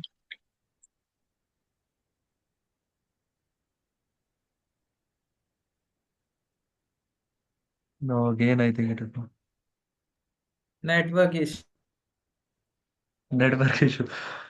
Now please try to open your notes with let so that So then network we can, should continue this game or we should move further. You just because network try is to working. How like combine your link with your notes, and a link will be provided in your notes so that we can play after the presentation or session. Okay, so I am going to start with our notes. Yes. Yeah, but this okay, guys. game but this game is interesting with Pranjal. Yeah, Thanks thank for you. introducing thanks for introducing it so that we Actually, can be aware CSS of. has Yeah, we can like understand CSS by the help of games. I can share a yeah, list of games to Pranjal also, and they can also calibrate play these games Collaborate. and tell us in the PDF also to play these games. yeah. I will be noting down the link of this game so that anyone can play and post the answers in the comment or any other sections also. I think we should end this meeting and again connect with that. Remaining meeting time is less than 2 minutes. Yeah, okay, sure.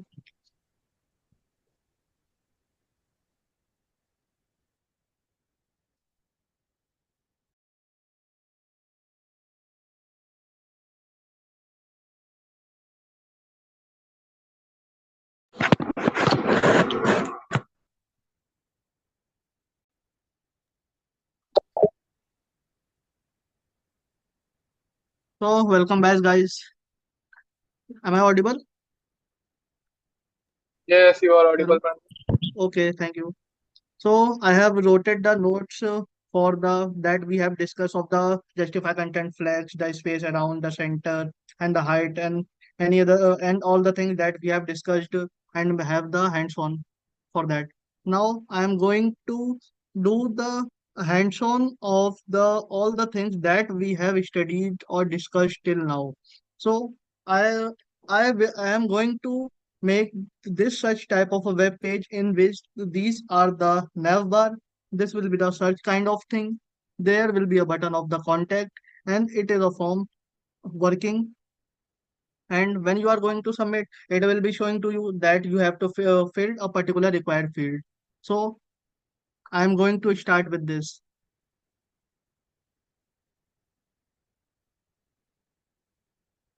Okay, so let's make a new folder, project.html,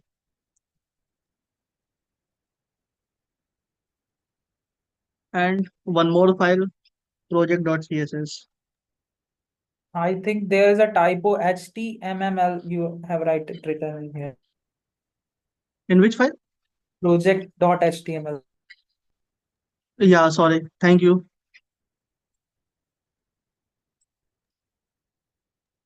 Pranjal, I want to ask one Yeah, thing. yeah. Is there any difference between .htm and .html extension?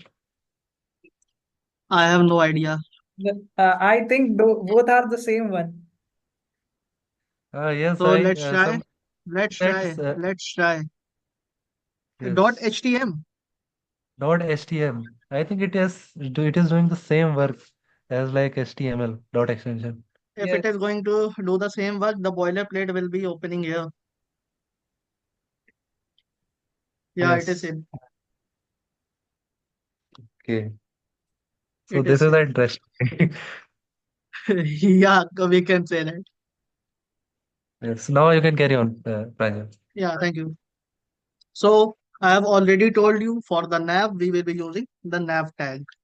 Within the nav tag, you can see it here.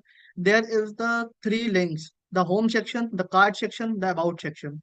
And after the about section, we have a search bar at the middle. And after that, we have a contact of a button at the end. So here, basically, I am going to make the unordered list because the nav bar, we will be using the unordered list, UL list. And after that, I will be using the list cross 3. Three list will be there, and there will be the anchor tag within the list so that we can connect to the next pages also. First of all, we will be having home.html,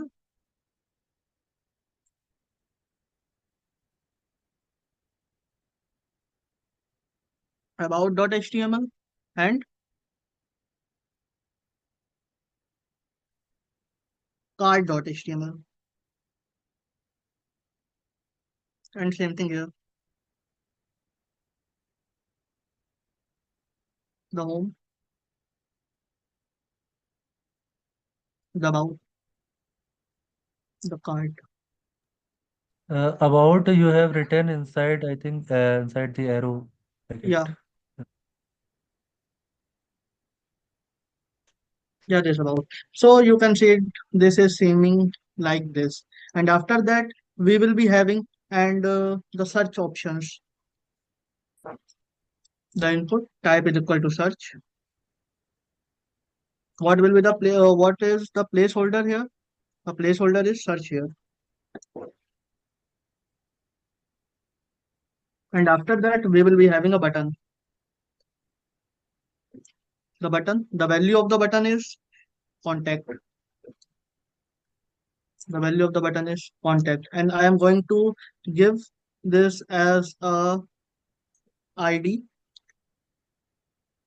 contact. For the ID, we have the uniquely identifying element. Now, I am going to make the styles in this. So, for making the styles in this, I am just opening this.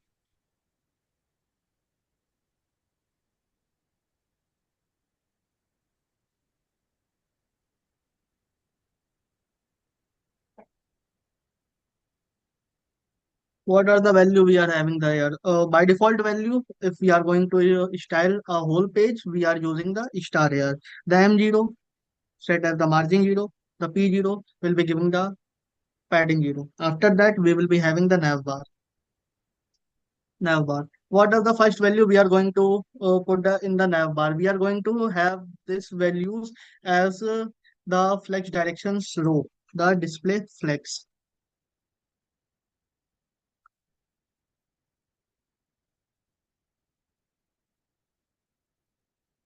Justify content will be space between. And after that, we will be having the nav, and within the nav, there is the UI tag, nav tag and UI tag. It is also, we are going to have this links also here. So we will be doing the display flex. The justify content will be space between. So let's see it is working or not.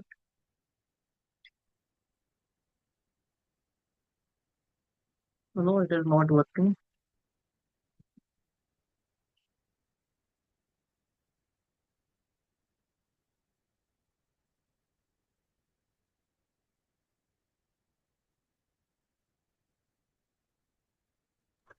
Have you linked the CSS, Pranjal? I think you Yeah, have not sorry, linked. I forget. Yes.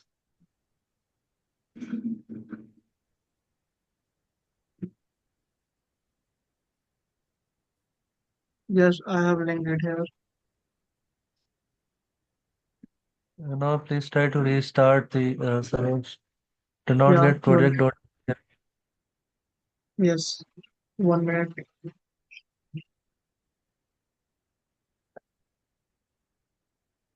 Yeah, it Yes. is showing like this.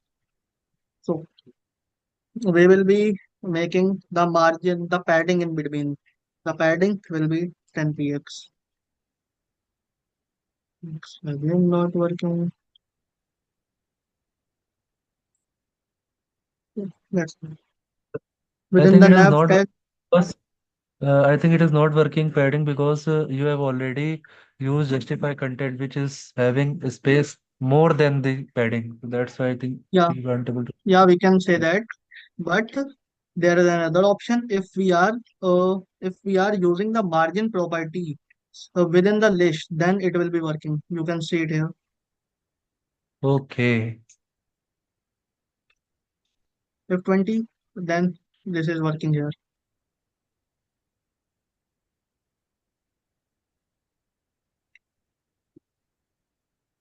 Padding left, the padding left will be 10 px. The padding right will be 10 pixels. So there is some distance between the these values. So after that, what are we are going to have? We are going to have the color of that. The background color will be something whitish kind of thing. So I will be using the aqua here.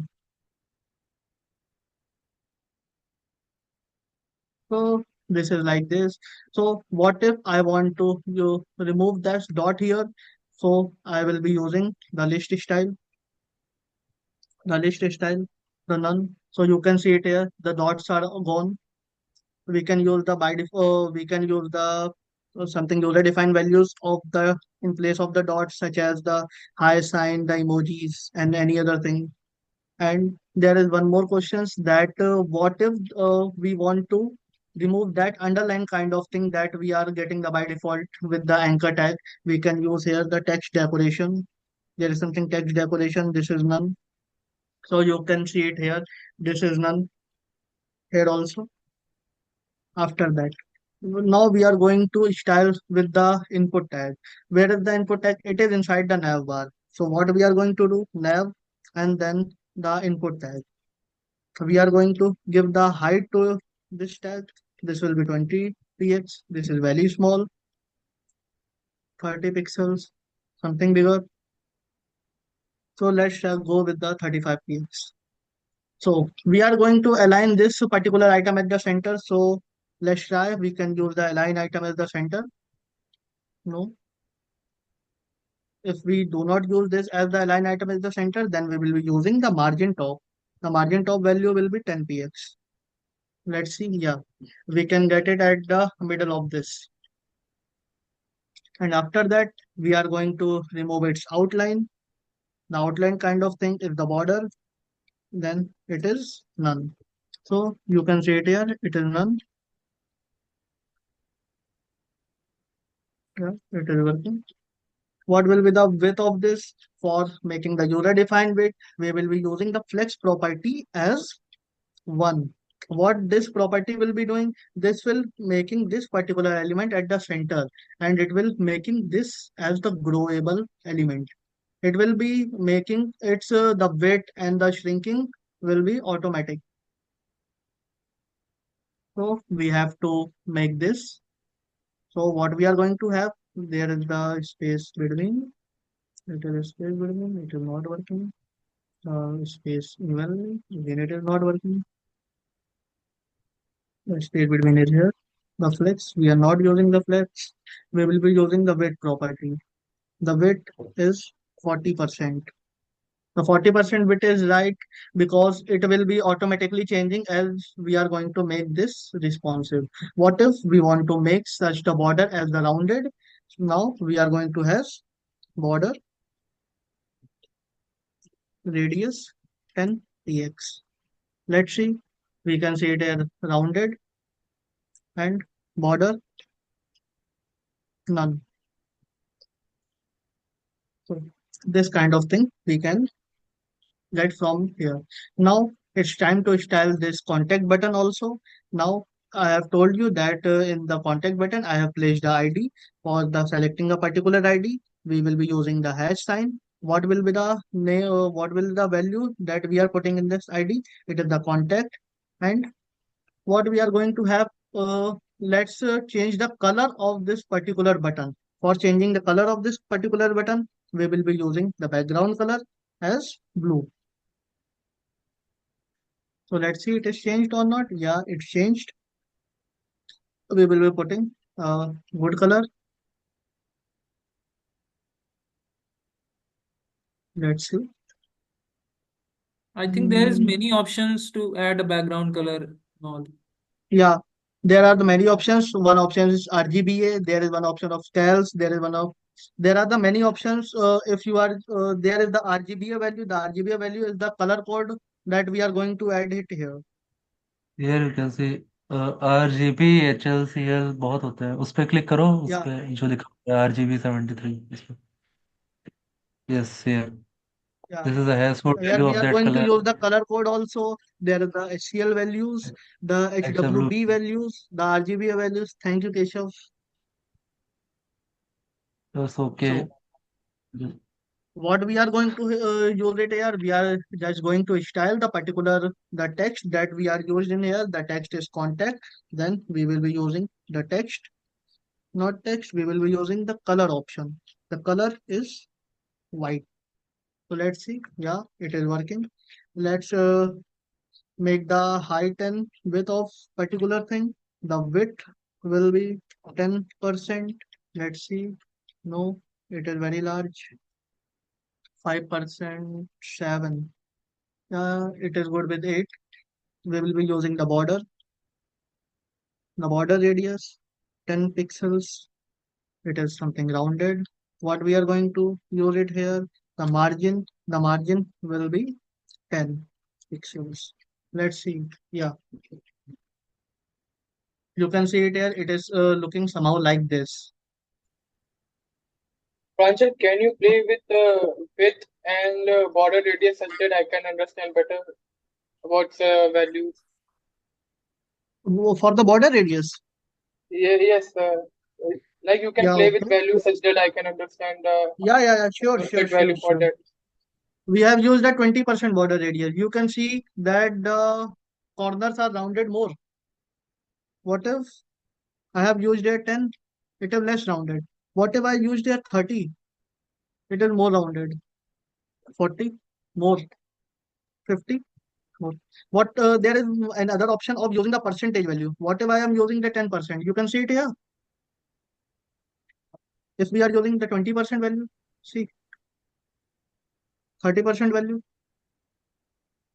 40%, 50% purely rounded, 60%.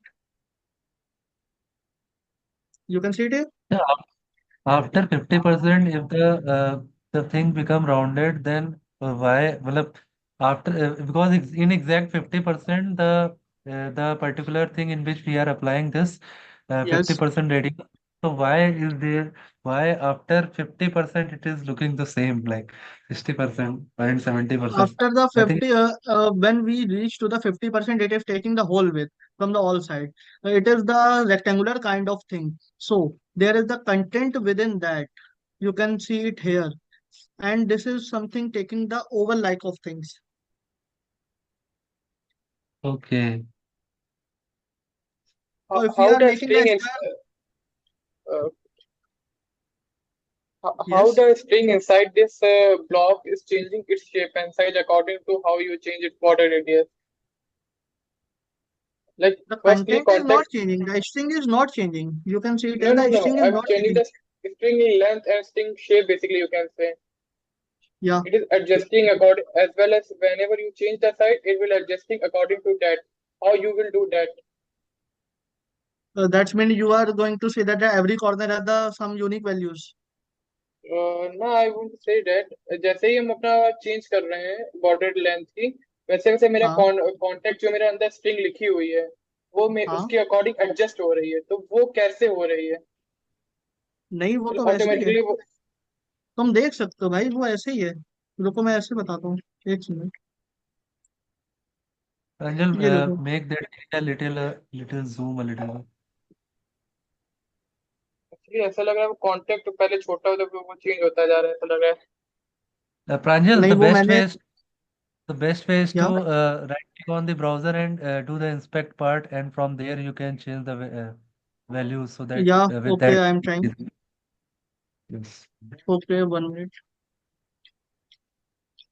Uh, please hover your mouse over that button and then click on inspect. या okay sure.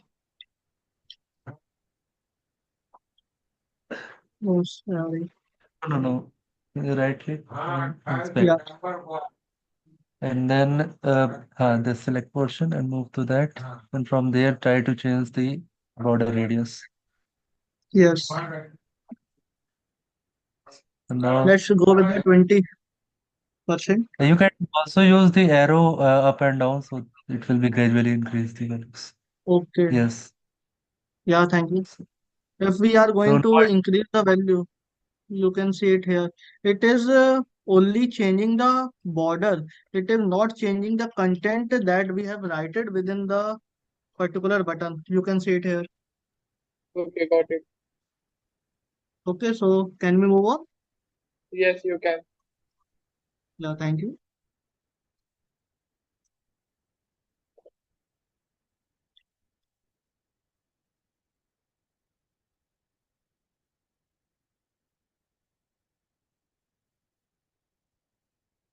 Yeah, just give me 1 minute. Okay. So after that, we are going to remove this border kind of thing that we can see it here, the black colored border. So for changing, for removing this, we will be using the border and then none. So you can see it here. It was removed.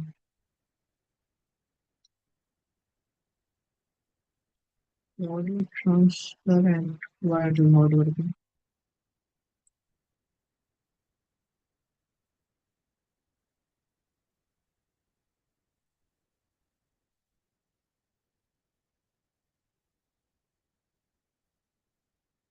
So I haven't changed the value here. Yeah, you can see it here. The border is gone now.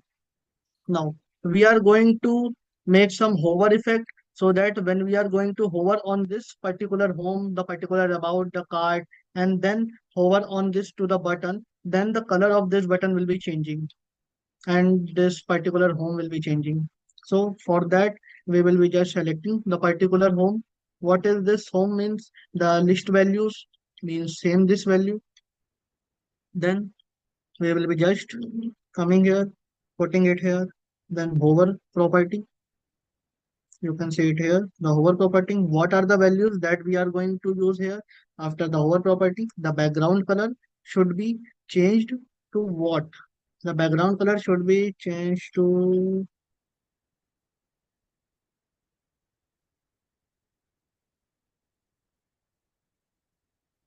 Please suggest some color that we can use it here. Guys, can you please suggest me some color?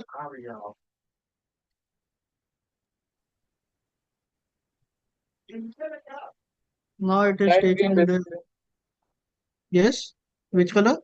Um, Gray or dark, light green will be good, or Like this. yes. Okay, yeah, this is nice.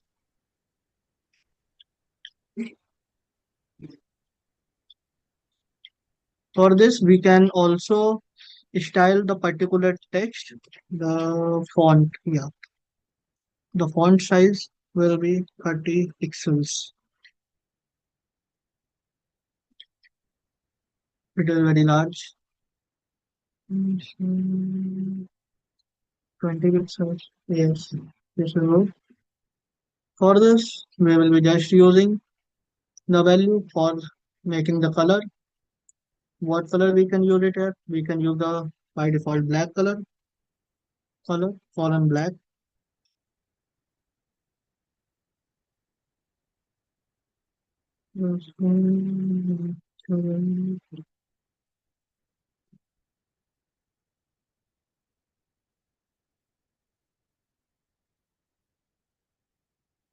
Color of this particular list.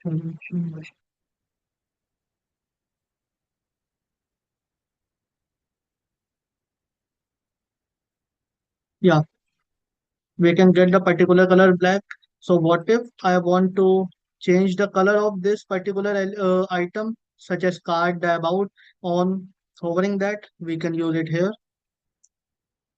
After that, the color becomes white. Yeah, you can see it here. The color is automatically changing. And now let's try to make some styling in this contact button also.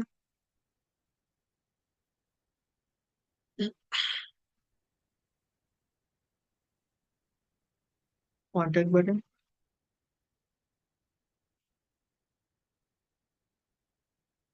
When we are going to hover it here,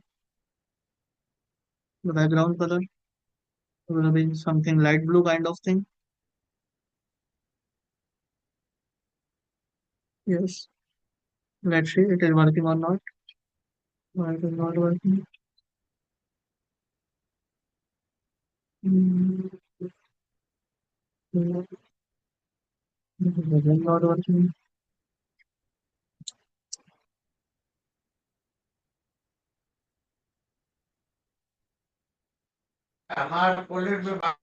Can anybody can tell me that why this the hover property within that particular contact is I not working?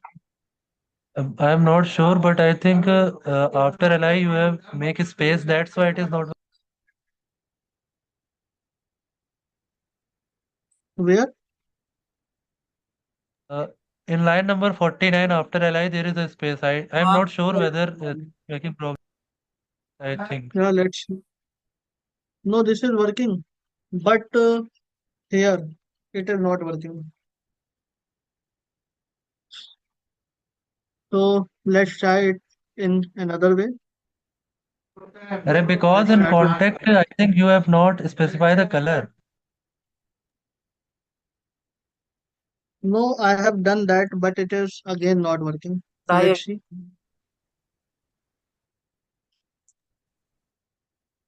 Background color, blue, in this way. Let's uncomment this line. Yeah, thank you. Yes. Where is the problem, Ranjan? I didn't figure it out. Please tell. Actually, there was something that I haven't. I have used the space in between, maybe. Try to Okay. this again.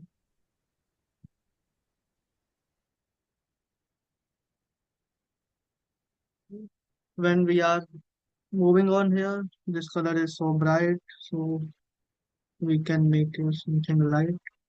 Yeah, like this.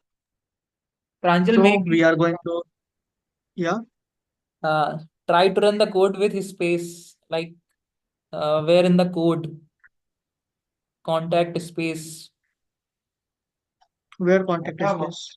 Like in 54th line, after content, make a space so that we can be sure whether it is making error or not. Yes. Yeah, yeah, okay. Yeah, let's try. Yeah, Yes, yes, because of that's what this. making. Space is the main. Yeah, we can say that. So from now we can remember that don't make a space after that. Yeah, even the small things not can make the project not working. Yes, yes. Yeah, for changing the color, the color will be white. No, white, not black. Yes, this kind of thing. The height should be increased. The font size 20 pixels, In one of the not 20. like you create this project and I use the Docker to deploy it. After I Yeah, complete advanced Docker part, after that I will take these types of steps. Whatever you created in your HTML, then I deploy it on your Docker. yeah, sure. Yeah, sure. And after this completion of this project, I can also add some more points related to the server related thing about this VS Code. After this So Yeah, if you okay. Yeah, that's all. Guys, you can do it. okay. yes, thank you, Pranjal. Yeah, Don't thank you. forget about the So, time limit. can I move forward? Yes, yes. Yes, you can. Yeah. So the styling of this nav bar has been completed yet. So we can. So I am going to start with something the form kind of thing. So for the form we have the various kind of attributes in the form. For the form, there will be some form,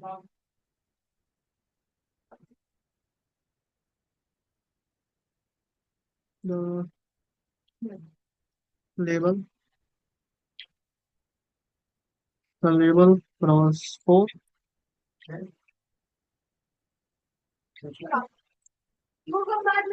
For this label, after that we will be having the input. The input type is equal to text. The name is equal to name. The ID is equal to name. By default, for this we will be having the username value. The placeholder will be username. Let's see. Yeah, we got it here. After this, we will be placing it here, and we will be placing it here, and we will be placing it here.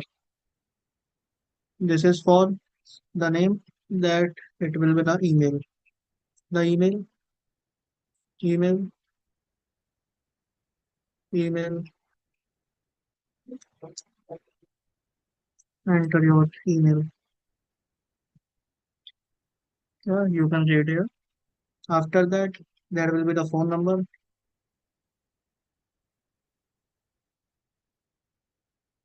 number,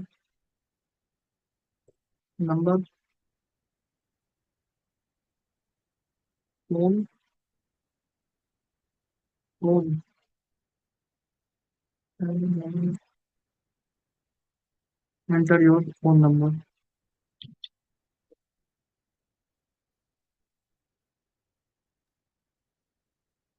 Yes, it is giving. Pranjal, can you Yes, continue project in your next session because we have a time constraint and two members yeah, are. sure. Sorry, Rudransh, but we have to delegate this project to the next session because it will taking the time for creating the whole form and then styling this. Okay, okay, you can continue. Yeah, that's just the time. Okay, so I am going to stop the screening. Okay. Thank you. Welcome. So, guys, I'll start the next session on like new meeting. You can join and let's start with the Docker 7. After that, Kusagar will start.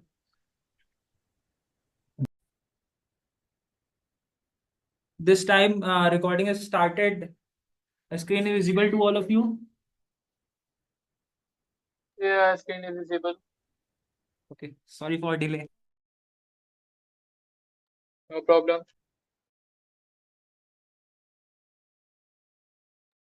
So we are on the seventh part of Docker. Actually, we are on the seventh part of basic Docker. Uh, in next to Docker, we cover another concept. After that, whatever I covered till that point, I will cover the advanced portions like advanced Git, advanced Docker, and whatever I telling in the next topic, what I choose, and after that, advanced version of all of this I will cover because internally these are the some concepts which are interrelated. So after that, you are good in basics, and you are just go through the advanced concepts. So firstly, start with the Docker 7. So in previous session, I just deploy a Python to Mongo application with the help of a single IP address of the containers. We just join the two IP addresses and the connection is established. But in this session, I tell you about how you deploy with like with the name of the host. Like there is a image like Mongo, and you deploy with the name of the container. Okay, so like the container name is Mongo, you can connect to a network. Firstly, like in previous sessions, you go with the images concept. Images is nothing but a set of files or set of file system layers. Okay, so in these images, when I want to create particularly like image on my desktop that is the related with Python to Mongo, I have to create a new image. That's the Docker file based image. Okay, so if you see here, wait a second. Okay, wait. Yes. So okay. So just I move here. So if you see, this is the Docker file. Basically, we can see this is the file system layers from Python to Alpine. This is a base image. We add this APP on that, run pip, install Mongo. These are the layers on this Docker file. So these Docker files, we can say that we can create a custom image that is contains some file system layers or that is based on the Docker file. Okay, so this image is created. After that, based on this particular image, that's called Python custom image. Based on this particular image, we can create a container. Okay, so this is called the image to custom image concept. Okay, but today I will explain network to custom network concept. Okay, so there, like if I write Docker network list. So here you can see three we can say network are running. Okay, so here you can see three networks are running, and network ID these threes this four. Actually, when you are if you are with me and if you are trying to run the Docker network list after the previous session, then it shows only three, because here I create a custom network called Python/Mongo, because in that network I just join this Python image and the Mongo image. I not joined Python and Mongo image because it is the previous concept like IP address join. But today I will cover how Python like Mongo image. Firstly, we create a space that's called a network where the containers are interacted. Firstly, I run a Mongo container. After that, we create like this Mongo container will go in the where network section, the net custom network section. Am I audible to all? You are hearing what I'm trying to say?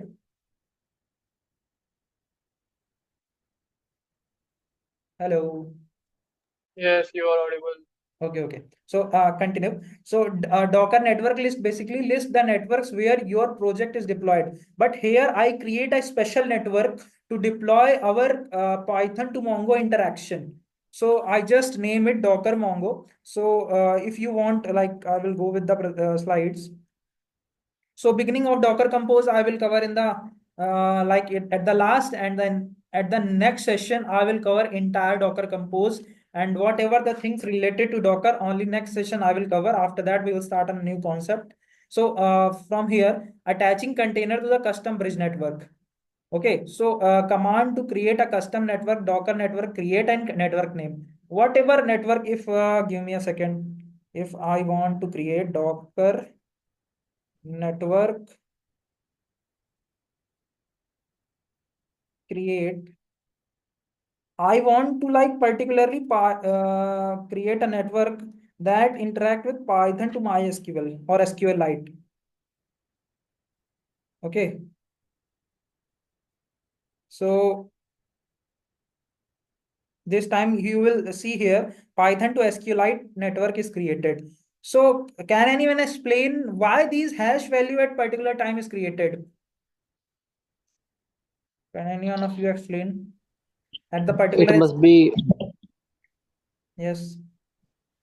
it must be referencing the particular address where the directory of Python is stored. Like I'm just guessing it. Yes, you are correct. If you are with me from GitHub, then I explain every file has a particular hash value, and that hash value is used to store. And these all the Docker and all the concepts like works as a sometimes repository. And if you run a particular command, the hash value generated is basically a referencing.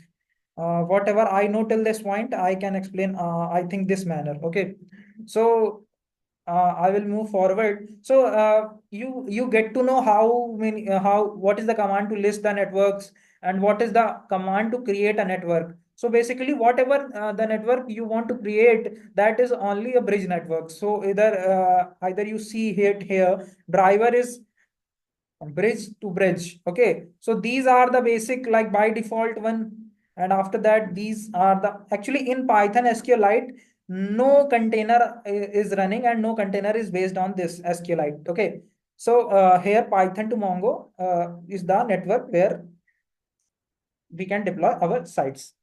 We can deploy the connection. So till here, why do we create a network? Why we not go to with the IP addresses concept? Can can anyone explain why? Can you please repeat your question? Like question is mentioned it here. Why do we create a network for deploying these types of things? Because we because Vedant, you can get. Okay, I was just guessing that might be creating IP address may be complex. So creating a network or server is, I mean, it's simple to uh, implement and reduce the complexity and issues likewise. You are going the right direction, but that's not the correct reason. Can anyone other explain? According to me, I think as you are deploying the containers with the different services, there can be the situation where containers want something input from another container service. So to implement that service, it want to take some assets from another container. So it has to be connected with that container also. So in that condition, network can be built. Yeah, that's the correct, but not we want the exact reason. So, firstly, you know that in a second, I think third to second slide, I tell you that every container has its unique IP address, and this IP address give by its Linux machine, that is the Docker host. So here is the reason why we create a I have written all of this stuff. You can read. I can explain you in a simple words. Like if you connect with the IP addresses concept, IP addresses are the basic like containers. When like two containers are there, the IP addresses is good. But when I create another container, sometimes the IP addresses dynamically changes. Okay, so if here you can also see that we create a Docker network to not relying on IP addresses for containers communication. When containers are created, Docker automatically assigns them the dynamic IP address, which can change when the new containers are added or removed.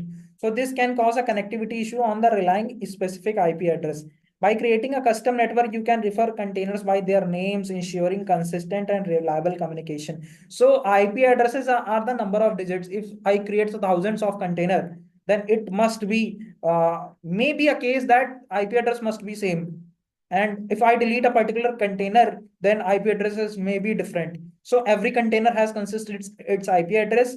And if I add a new container on that particular host network, not custom network, then the IP address of the containers are changes and it may cause a problem. So that's why we can go with the network concept, because name sometimes get the same. Like Mongo is express the Mongo Docker file.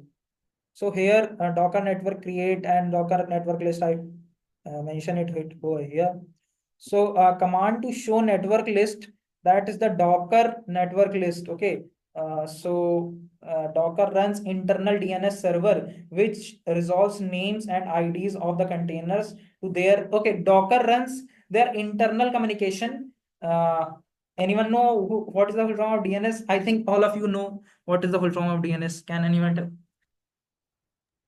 Domain name service. Okay, so Docker runs internal domain name service, which resolves the name and IDs of the containers to their IP addresses. The request goes to domain and then searching is there. So all of the steps is there. So I just move forward for connect to network to container command. If you want to I want to connect my Mongo container with my Python Mongo network. Okay, so give me a second. What is Mongo hit here? Mongo is basically what? Mongo is basically a base image which we have downloaded from the Docker Hub. Okay, so just we go to here and just write Docker okay, so give me a second. Actually, in my area, the light is gone, so my keyboard is not visible. So this time, just you read it. Docker network connect Python Mongo. Firstly, the command is Docker network and connect, and whatever the network name, you will mention it here, and container name is here. Okay, so after that, when you run this command, nothing will be mentioned. I think. Give me a second so that I can write. Now, Rudransh, if you will try to teach us in the dark, then in future you can become a successful IS officer. Yes, Docker network connect network. So you can know the muscle memories here. I know that where is the key of and and all of the stuffs. Python Mongo. That's not a muscle memory. That's a professional hacker habits. We can say it, but this time we can't take the sessions of cyber security. After completing the concepts, we can. Okay, so I think the command is right. So just hit make enter. So error response from daemon Mongo already. Actually, I just created. If like I just make it to connect with Python SQLite. Whatever name you want to take, just I want to create a custom network name Keshav. Then I created it. Okay, just I write Python SQLite, because in that network I think this must not be integrated. So here you can see the Docker network connect and Python SQLite. This is successfully connected. If you are seeing that, just move in the presentation part. So we are successfully created a custom network. After that, we are successfully connect that network to like container will be connected to that network. Okay, simple command to inspect and retrieve information. To inspect a container, filter out operations. Okay, so this is basically nothing but a Docker inspect command. Mongo. So just be it here. Okay, so IP, prefix length, all of the stuffs. Network ID is this. Actually, you see, Python SQLite is connected because here the configuration of the network is given. Okay, so IP address and all of the stuffs, network ID, endpoint ID, gateway and IP address. If you are with me from Docker 4 or Docker 2, I explain what is the concept of Docker port mapping. So gateway is this and IP address is this. So just I think I'm correctly explaining. So just I move forward. It also connected to Python Mongo custom network. It also connected to Python SQLite custom network.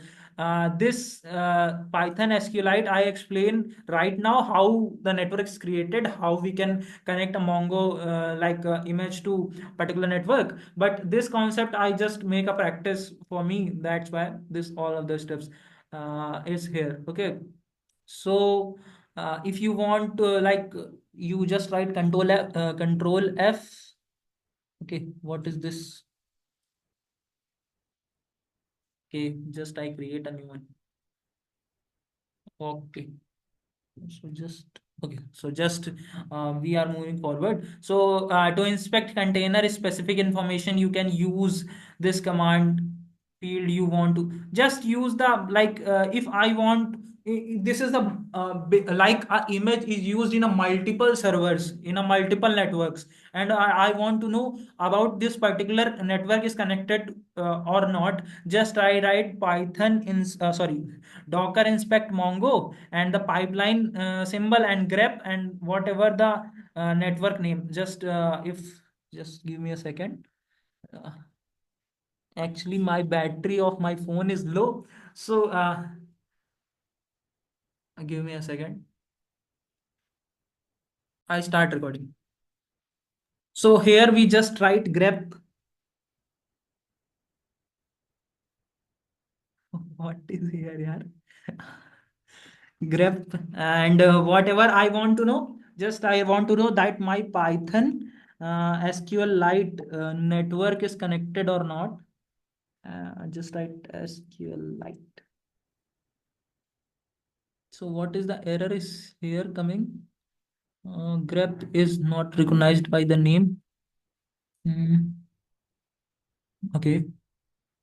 Python inspect container name and field you want to check. Sorry, Docker inspect container name grep. This grep is not recognized by the CMD and whatever the operation. Okay, just give it a second. Just I move back. Sometimes these sub commands are visible to command line also. So just skip it. If you have a MacBook and you try run this command, this is the successfully. You can see command is successfully running. By till that point, just write the Docker inspect and just move it here. You see the whatever the network is connected, and these two networks are connected with the same image. The last line, what does that mean actually? That grep line. What will be the result? What? Which line? That the first command that grep that was not working. So what is the ultimate use of that command? This command. Yes, yes. This is a particular use if you run this command and the successfully resulting the running is this after this command just result this point. It doesn't return all of the stuffs which are here. It just returns whatever this from till here to till here. It just only returns this portion which you are want to know. Just if there is an image and connected to the multiple networks, and if you want to know this image connected to my network or not, just write this command and then network name it here. Just write the simple concept which I have taken, that docker inspect grep and whatever your network name. Just check it. If this returns whatever the details that are here, that means you are successfully connected, or otherwise you can check manually all of the stuffs. That is basically a JSON file. Am I right, Keshav? Okay, Rajnash. I'm. It is clear. Yes, It is clear. Rudraj, you are right. Okay, so it gives information about how many networks are connected. So just move forward because the time constraint is here. So just moving. So okay, so Docker inspector is done. We can finally create a network and just connect to our whatever the container. Okay, so light is come.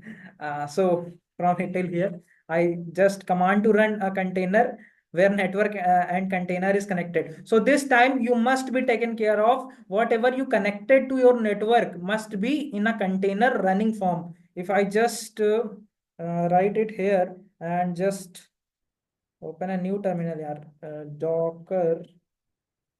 Okay, just write it Docker PS. So here you can see Docker endpoint and all of the stuffs are running. So must be consider a Mongo. You see here see that Mongo is there. I think not full name is coming, but container in the running form only. If the container is in the stopped form, you can't get connected. Okay, so just move forward. Just write Docker run. By the help of this command, if the network is not running, I can say that I am in the wrong phase. So just write Docker run /it// network and the particular command Docker run /it where network is where network is Python SQLite Python Mongo.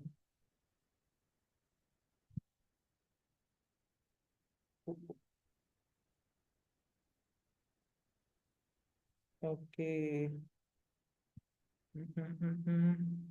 I think some problem was it here. Docker. Okay, just Python, not Mongo. That is the Python custom image. Because I write the code of interaction in my Python custom folder. You can see it here, and that is the custom file which is present. What? Can anyone know how we can exit this portion here?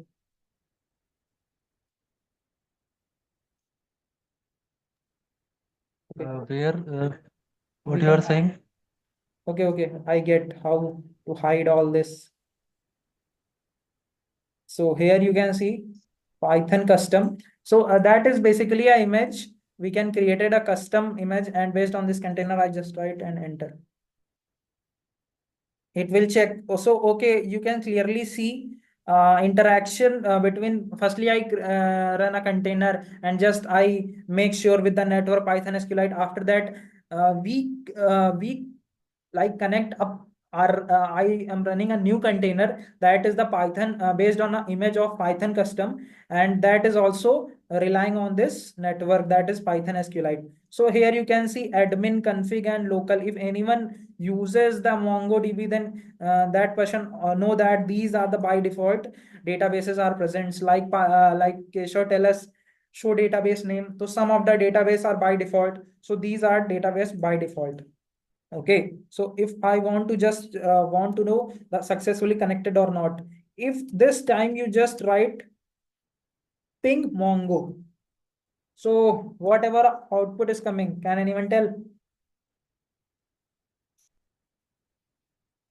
I think it will be continuously sending request to that Yes, Mongo if you container. are with me from my previous session, you can clearly understand in previous session, if I run this ping Mongo that give a bad address.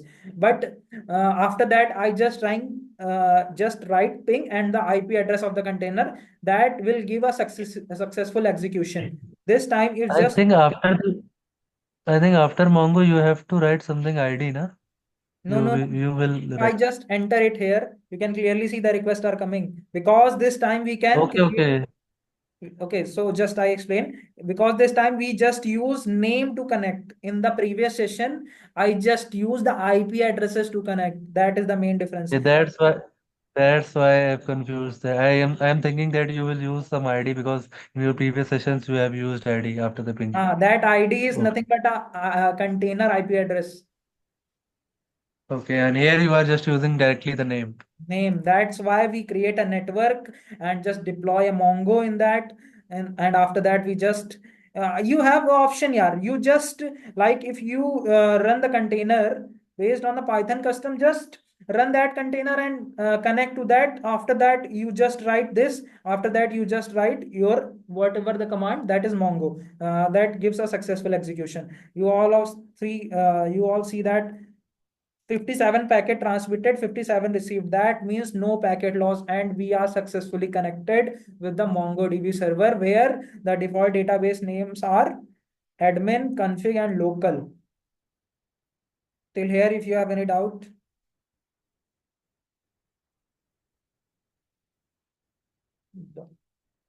So must we exit from this portion? Docker logs Mongo. Okay, error response. That typo. So the right much of the commands is here. So if you are here, you just write connection ended, because I just ended after applying the control C, the connection is ended. Okay. So if you are with me, just write since, okay, received first command to ingress the connection since session start or authenticate. So just moving upwards. Hmm.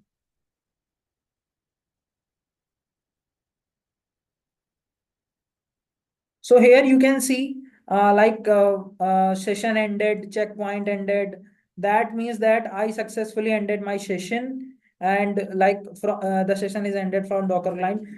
This is the text that explains that the connectivity, how the network is connected, what is the ID, and all of the stuffs in a particular manner. So if I move forward, just get the details by the command of the database, how the database connected, what is the time database connected, which ID database connected, and this time like connected or not. So client is connected to database or not. It gives the text format. So just we are completed with how to interact between two microservices like Mongo and Python, interaction between them, and a successful execution of the interaction with the help of two concepts. Firstly, the interacting between the IP addresses. Second is the interaction with the help of a network. That is the network, custom network. So till here, if you have any doubt regarding to Docker, then please ask. This is an open time, like after 2 minutes, I will start the Docker Compose and YAML. I will cover it on like 10 to 15 minutes. After that, Kusagri will continue. So till this point, 2 minutes are left. If you have any doubt related to Docker, you can ask. No, sir, we don't have any doubt. Okay. No queries. Okay. So I ended this session. Yeah, after you can join with the same link.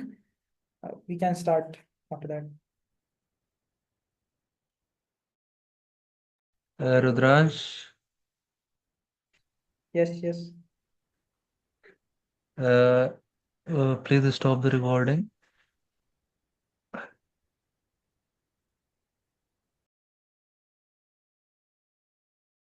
Recording. So till here, Rudransh, I just, yes, if you have, yes, Keshav. if your slides are more because time is No, right no, now no, is no. 8 p.m. because No. you can Don't. Just we have a 2 to 3 slides here. But after that, we will end it. So just I explain.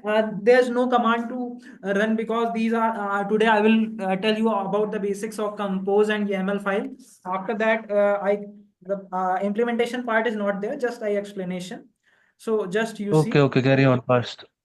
Okay, so till here we cover the basics like interaction, networks, custom networks creation, custom images creation, how to interact, how to run a container based on a particular image, how to connect with a container to a network. So these are the concepts we particularly done. Okay, so from till here, in the first session, Docker Keshav asked me, what is Docker Compose? So Docker Compose, this time I explain what is your try to explain at whatever you are asking at the first and second session. Okay, so what is Docker Compose? Like in previous 2 minutes, I just explain how the network is created and the interaction, connect the containers and all those stuffs. In the Docker Compose, I just write a simple syntax. Like in my simple application, only two interaction is there. But if you are go with a project in which a multiple interaction with a multi-threading concepts, and like the microservices, and our project is interacting with the different microservices, then how you can relate these microservices. So that is the concept where Docker Compose comes. Docker Compose, basically you just write a YAML file. Okay, so YAML file, in that YAML file you just write the service names. If I move here, uh, just write the service names, like here services app and Mongo. In the app, what is this app? So after running this basically YAML file, what the Docker creates, Docker just running this command, just see the services, and for a particular services it creates a particular container. So I don't have to write the command for running different containers based on a particular different in custom images also, or a image that are publicly present on a Docker daemon portion, Docker hub portion. So just I write the services app and Mongo. So what is this app? App is a custom image. So just this Docker Compose directly use the custom image to create a container based on app, and just Docker Compose is use the Mongo is based on a Docker Hub image Mongo, like a inbuilt image that comes from the Docker Hub. So just Docker Compose deploy a container that's based on the base image, that is Mongo, and just map it to the port 27017 to this. This is the basic concept of port mapping. We map port to this map. So with a simple single YAML file, we can create multiple containers. And Docker Compose also done a thing. It deploy all of these containers based on a single network. So that is the concept of Docker YAML. It is a feature which can help to deploy multiple containers and running multiple containers on the same network, and make a possible interaction between different containers with a simple YAML file. Till this point, if you have any doubt, Keshav, what is Docker Compose? No, no, Rudransh. Just move it here. So Docker Compose is a tool used to define and manage multi-containers. Okay, so multi-container Docker application, it allows developers to configure services, networks, volume in a single YAML file. So in this YAML file is very useful, simplifying the setup of a complex environment. Just I explain what is this line means. With Compose, multiple containers can be started, stopped, managed. And one thing I also add on, that if I just write the Compose down, then it deploy, it stop all the services that are running. So with the help of single command, we can start running containers, deploying on a single network. Using single command, we can just just stop all the containers that are present. Okay. So Docker Compose is a tool used to define and manage multi-container application YAML file, simplifying the setups environment. Okay, with Compose, multiple containers can be started, stopped, managed, cohesive unit, ensuring seamless interaction. Okay, I just cover it all. It enables automatic container networking, allowing containers to communicate using names and all of the stuffs I just explained. So here you just Please write, wrap up fast. yes, Please wrap up fast. okay. I think just wait 5 to 6 minutes. I want to explain something, na. So I just need. So just I need some time. So just if you started with a YAML file, just write the version name at the top of that file. After that, just write the services and just write whatever container you want to create in this manner. In the YAML file, can anyone explain what is the full form of YAML file? No. No. Okay, so Kushagra, listen that YAML file is basically a Python based file, in that indentation is matters. If I just remove the indentation from it here, that file is cause a problem or get a error or in running portion. So I think whatever I know that till this point about YAML is basically in this file, yeah, indentation is matters. So that's why we can relate that Python also have like indentation matters. So that's why I can explain. So here you can see XML is used to basically communicate, that is not user friendly. JSON gives like also gives the server request and outcome like JSON. What is the YAML? YAML similar to these two ones. The same code, if you are writing it here, the same syntax, name it, that's based on the extensible markup language. JSON is basically means JavaScript object notation, and YAML full form is written over here. So anyone can pronounce what is written it here? YAML and Again, markup markup language. language. Okay, so that gives an energy. Explains the energy, all of you. So just these are the simple syntax we can explain with the three files: YAML, JSON, XML, and if I am not wrong, I think a file exists that is the BSON also, binary. Uh, that's I don't know the name, but I think one file is also exist. Okay, so XML, the simple syntax is here tags and all of the stuffs. In JSON, just I write the servers and the making a list and inside that dictionary also. So here you just use the indices and after that name colon and after that all of the stuffs.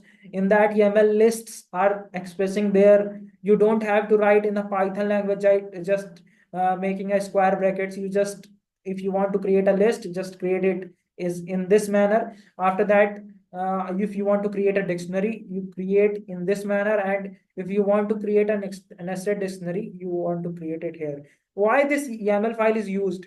YAML file is basically use a readability in configuration and data exchange. That is the main concept. Basically, it is used to configure the file. Okay, so that's why we can use in the configuration YAML files.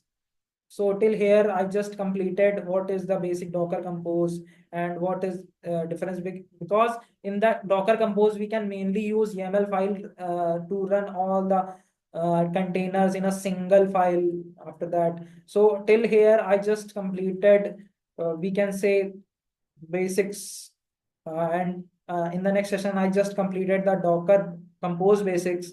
After that, we will start a new concept. So till here, if you have any doubt, then feel free to ask. No. No, bhai.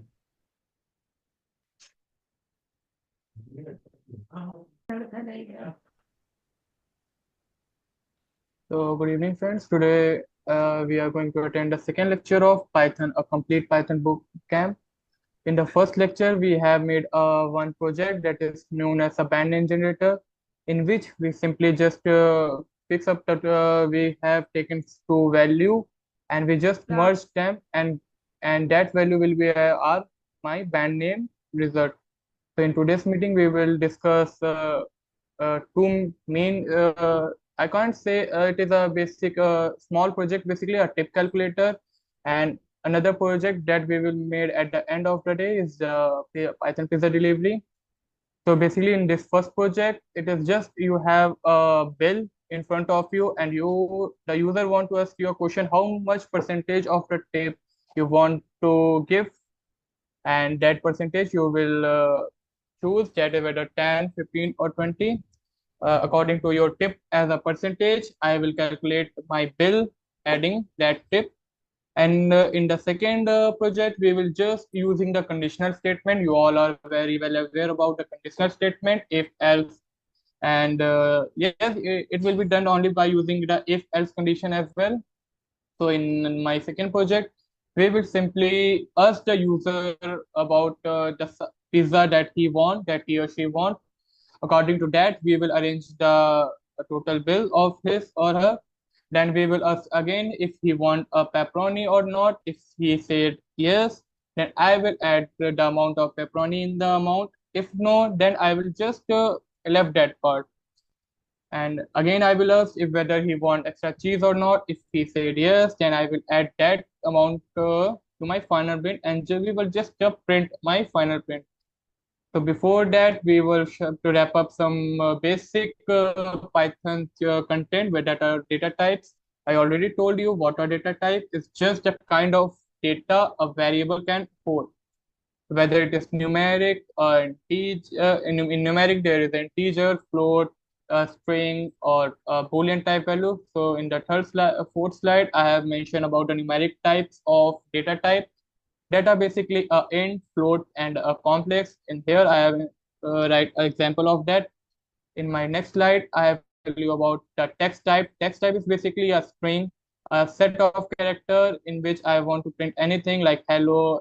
If I want to print my name, anything that inside the double quote is considered as a string. In the next, I had so first of all, let's wrap up all this thing with code. It will understand better about this concept. So here in the first line, print hello, just a simple print command. Here it is the index value. What is this? It is just used to find a letter, a character value here. That it is, I have passed a hello string. So, and I want which of the character is stored at the position of this string, at the fourth position of this string. So the indexing of variable start from zero index. So first is 0, 1, 2, 3, and 4. At 4, the character O is there. So if I want to find which of the characters present at the character 4, I will simply mark up that position inside the square braces after a string. So it will give me the output O. So what if I want to print the last character value of your string? I will just simply type -1 inside a square braces. So just right now I have telling you about the string data type. So string is something that is stored in a double quote. Like I have stored one string push, another string Agra, and another third string is 2803. And all these strings are added with the help of for plus. It will add two string. So when I will run this for, I will get the answer shout type 0. What if I didn't put that double quote in a string? Like simply I write this. So what if I just pass this value? Uh, it will give me a name error because push is a type of a character, or you can say a string or something world value. So if it is a string or character, I will pass inside a double quotes basically.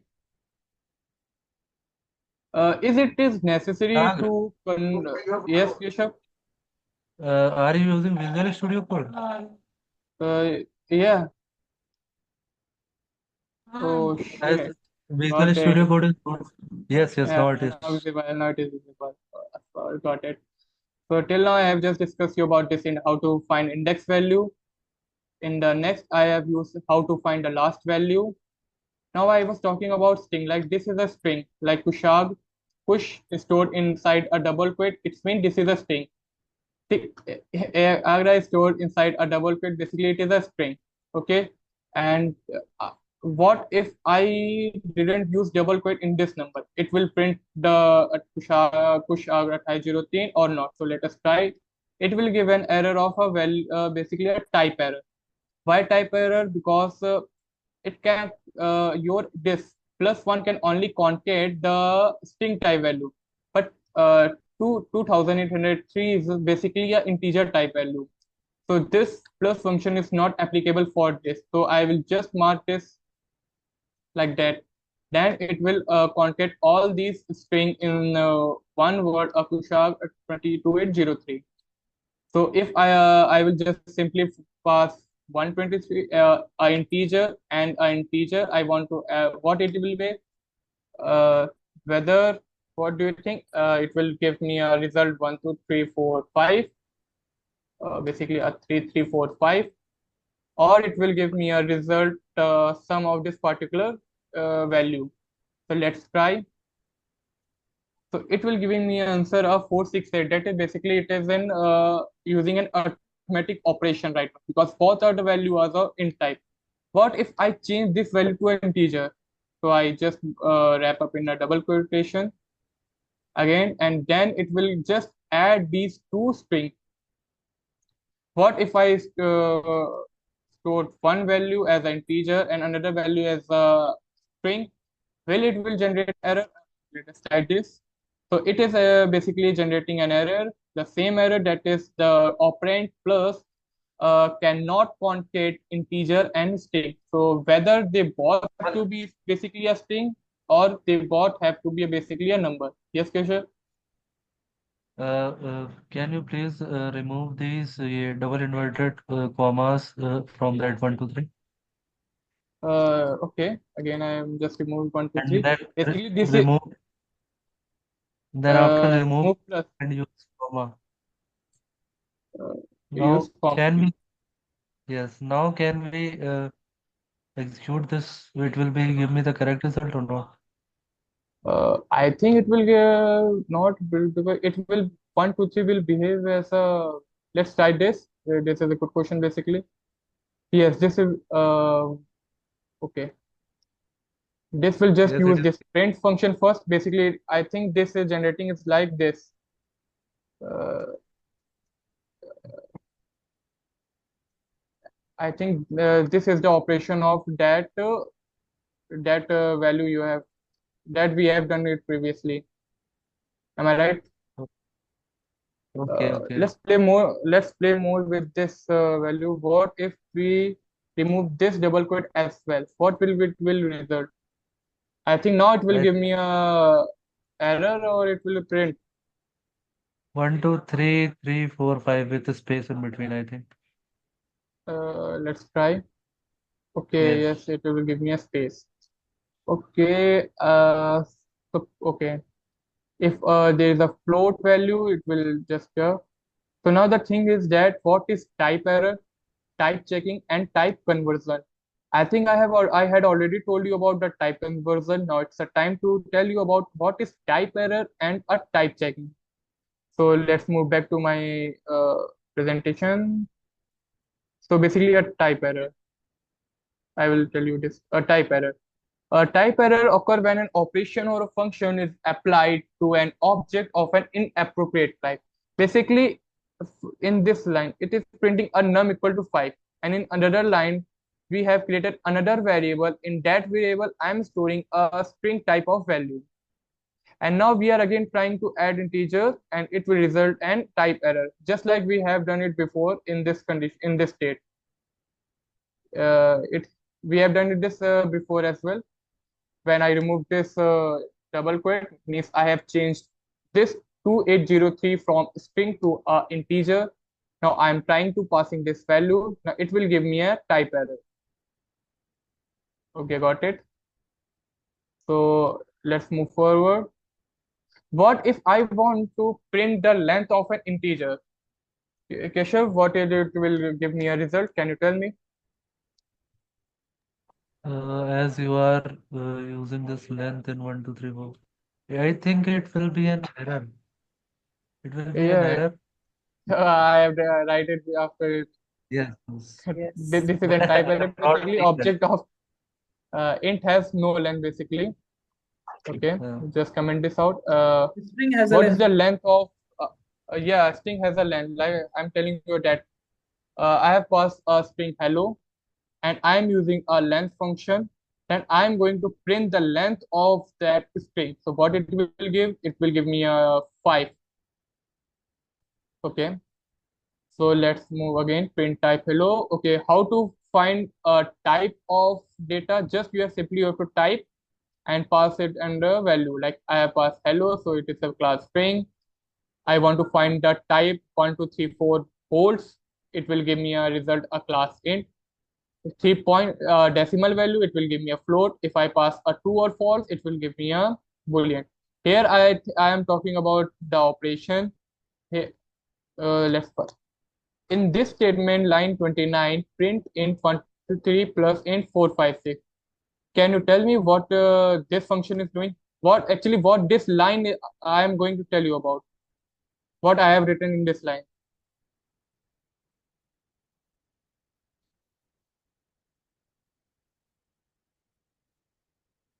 So basically in this line, I think it uh, will firstly convert the string into an integer like 123 string in 123 as an integer, then it will be add with 456.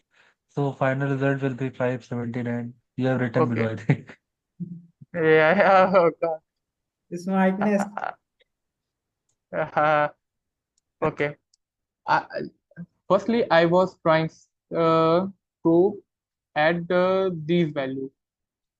Okay, it will give me a result. I think 1, 2, 3, 4, 5, 6. It will give me 1, 2, 3, and 4, 5, 6.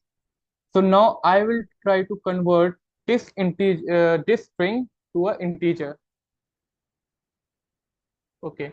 Firstly, I am just simply converting one string to an integer and left another one. I think it will give me a type error. Let's try this. Yeah, it is give me a type error. Basically, one is a int and other is a string. So basically, this this statement has already convert my variable that is string to a integer type value. Now I'm converting this as well. And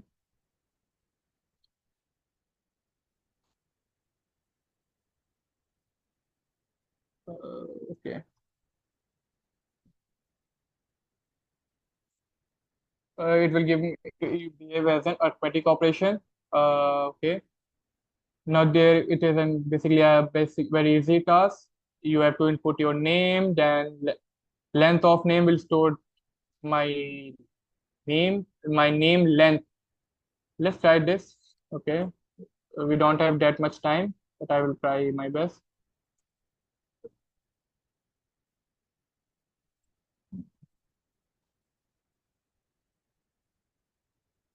So in this example, I was just trying to figure out I have want to print my name as well the length of my name. So okay, enter your name.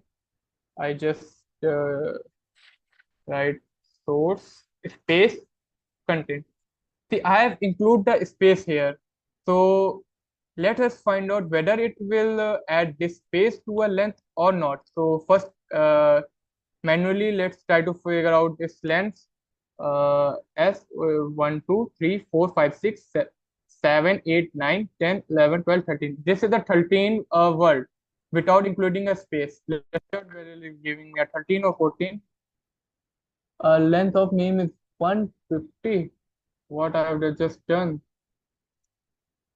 Length of name, okay, I've written name, length of name, print the type of length name. So what is my type of length name?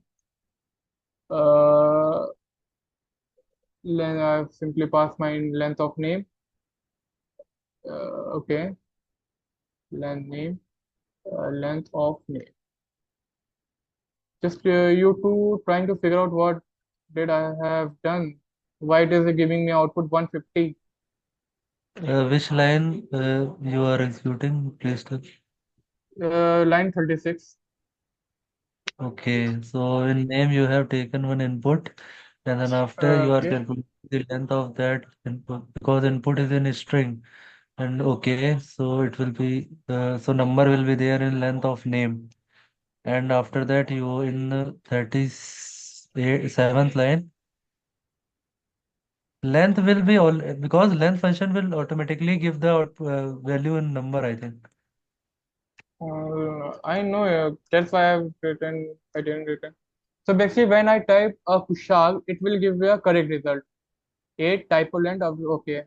Why it is not taking when I am writing the source content? Let's try again. Space. Source space content. Okay, okay, okay. I think there is an error in this type of length of name. I think it will store something else. Okay, I will try again type when I remove int. Again I'm writing. So your source space content. I was my expected output will be 14. Let us see. Okay, okay. So I have to use the int function here because I think it will catching up the value of a string basically. Because name is a string type variable. I don't know why, but it is behaving something else. When I use the int function, basically Raj, typecast my value. Yes. uh, can you write just one statement and try to execute? I want to just know. Please Okay, write okay, like okay. print. Wait. Oh, wait. I know what you are going to say. Uh, print Yes. And then bracket. And length no, of name. no. Yes, please try to this. Then after I'm telling what I want to execute. Sure. 8. Now I am going to remove my integer. I think output is same. Let's try it. Again, I am writing my name. Yeah, output is same.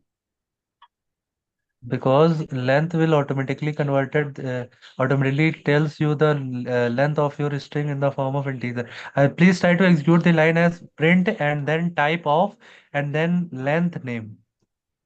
Object or a function. I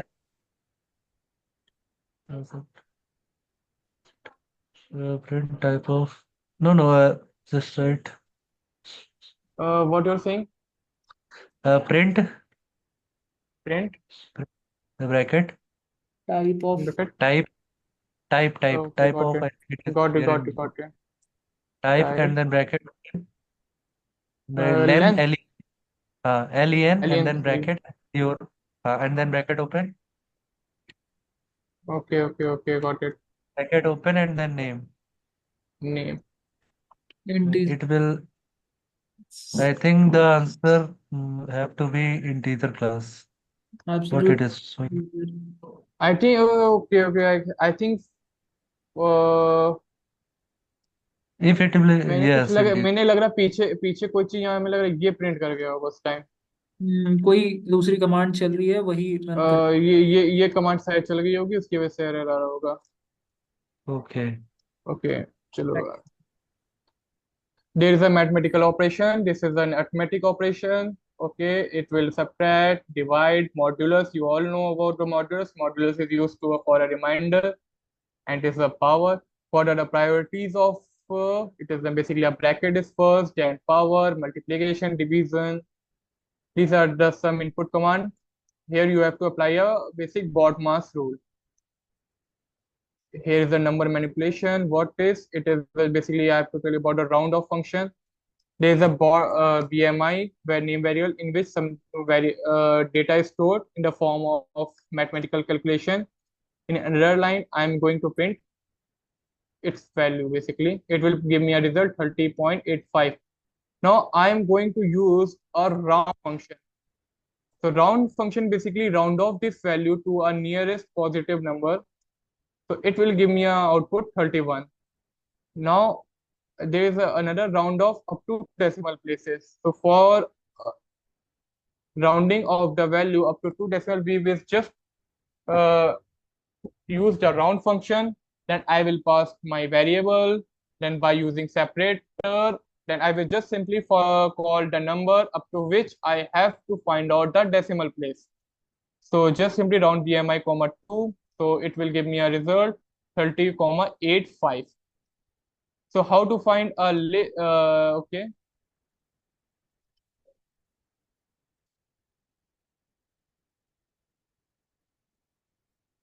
So what is string what is list and basically a tuple and all this. So a list is a collection of data, whether it is homogeneous or heterogeneous. Right, like right now I've created a variable list. So simply how to create a variable, I have just passed some value like a. Then if I want to create a list, I have to just simply pass out the square braces. It will create an empty list. I want to create an empty tuple, that I have to simply round braces. It will calculate and it will result your tuple. Now I have created one list in which I have stored one integer value and rest are string. So then I am finding my content in this list. and I am going to print each value. What is the result? Why is for a in list? Let's find out the result. So basically, it will pass all the value which is stored in a list. List, tuple, and other index, other method like mapping. I will cover up this in another video in a brief when I will make a project which is based on list, tuple, and range. So I've just write and you all aware about type conversion. I have covered a type error. Okay, then I have tell you about operator. Then I have told you about is everything is covered. Yeah. So now let's back to my project of the day. It's basically first we are going to make a tip calculator. So I will just make one data file and I will store it to our source content. It is a bit 322 and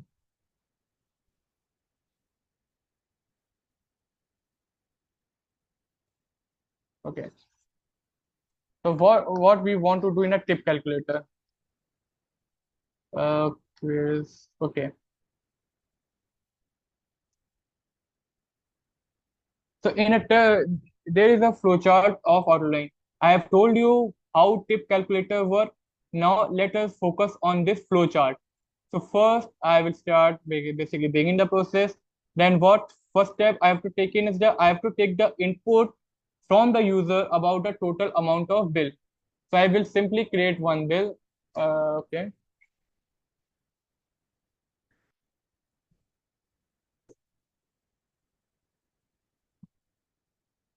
Why it is not working?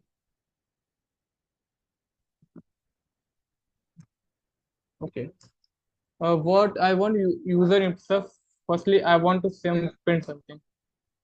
Okay, what I'm going to print, input the total bill amount. I want this bill from the user. So did I use whether we have to use a print function or an input function? So if I want something from the user, I will simply displace print over input. I will store this bill in a variable bill. So first, so my second step is done. I have taken the input of total bill amount from the user. In another step, I want answer from the user that how much tip he will going to give to the basically a waiter or a company to a hotel. So what I want to print, I want to print amount of tip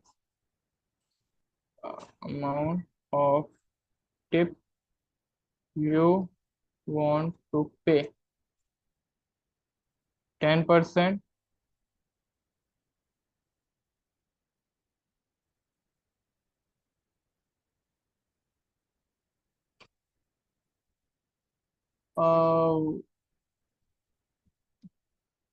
10%, 15%, or 20%. What it did, this is my I will store this value in a tip as tip as percentage. So let's try this. Okay, there isn't something error. I think input the total amount of bill. I will just simply call 100 rupees. And again, input amount of tip you want to pay. I want to pay a 10%. So till now, everything was clear. So now the rest of the portion is of your logical based part. So first of the thing, I have to convert this tip as a percentage to a value. So how I will convert? So I will simply make a one variable tip in which I will store a tip as a percentage, uh, which is 10 multiplied by your total bill, and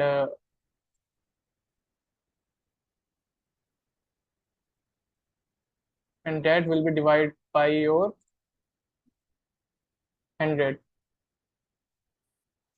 So the question is that will give me the output of your int type or a float type.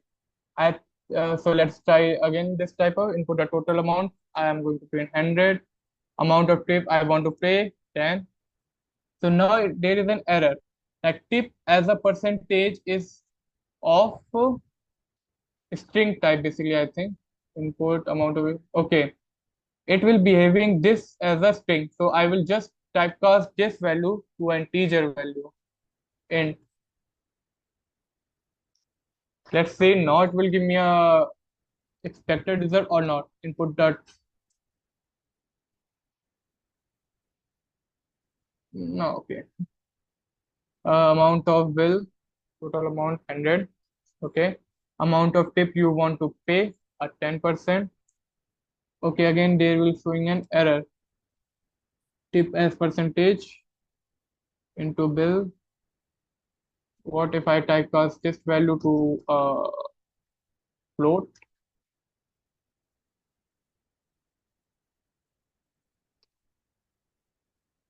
Let's try again. 100. Amount if you want to pay, I'm going to pay. Again it will showing generating an error. What's the error in this? The first info, what is the bill? Because you have to typecast bill because tip as a percentage Okay, is okay, okay, teacher okay, fee. okay, okay, okay, okay. That was. I think now it will give me a expected result as I want. Okay, so bill then tip as a percentage. Okay, number. Okay, now I'll pass just print tip. Now let's see whether I'm going to a right direction or a wrong. Okay, okay, okay, okay, okay.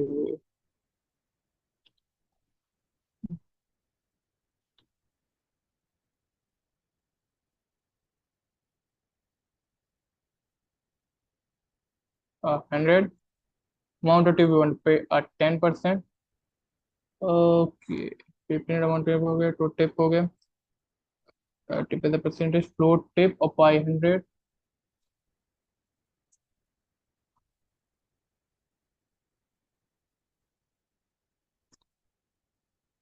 into a bill. Bill मेरा पहले type cast हो चुका है integer में, इसको भी float में कर देते हैं. ओके, अब मैं ट्राई करता हूँ कि मेरा टिप कितना आ रहा है. अब मैं ट्राई करता हूँ मेरा टिप कितना आना चाहिए. Print tip.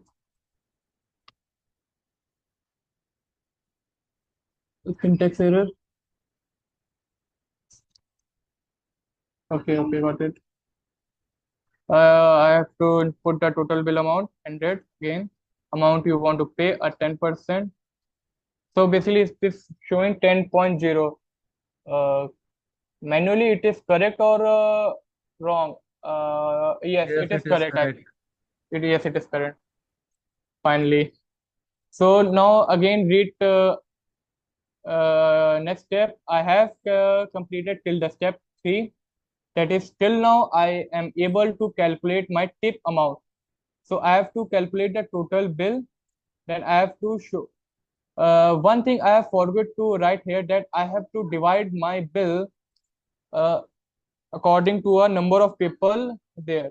I have to create one variable, number of people, because it is a sharing type party. So I have created one variable, number of people, uh, typecast it to integer type value, take a value from the user, what I'm going to print, how many people are there? How many people are there? I'm taking a long time for this easy question. Okay, input how many people are there.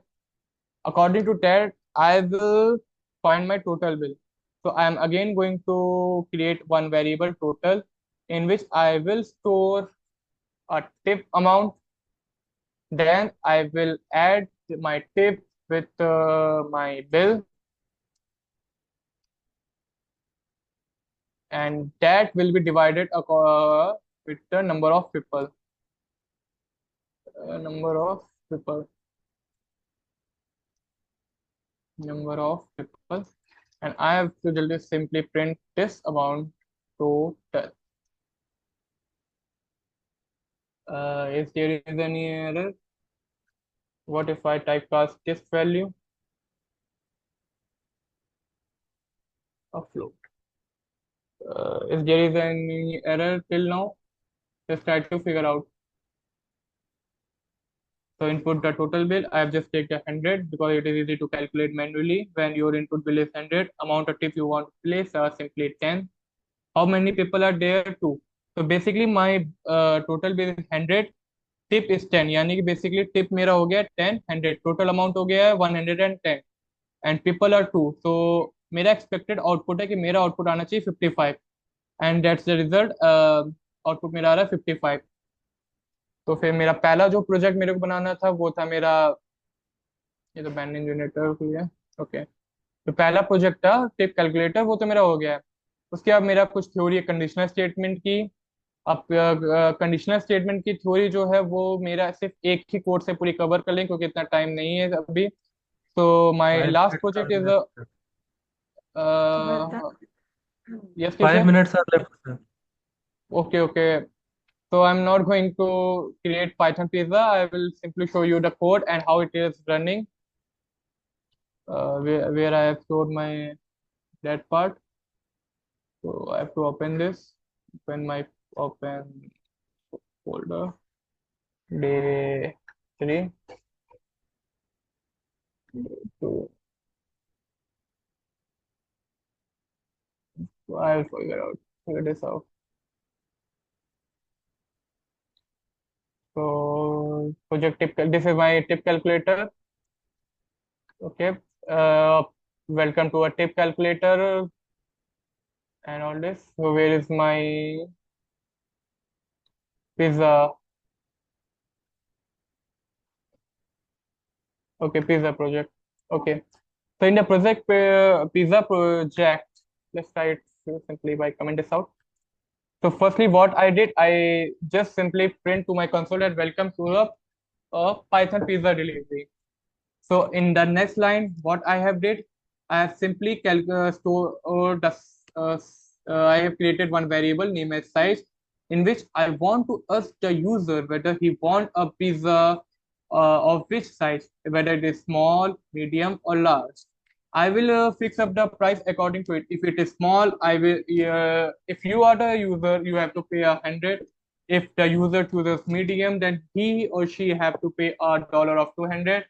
And if he ordered a large size of pizza, then he have to order and 300. Okay, till now I have done this. I have simply created one variable bill, and initially I stored the amount as a 0. If I have used this is basically a conditional statement.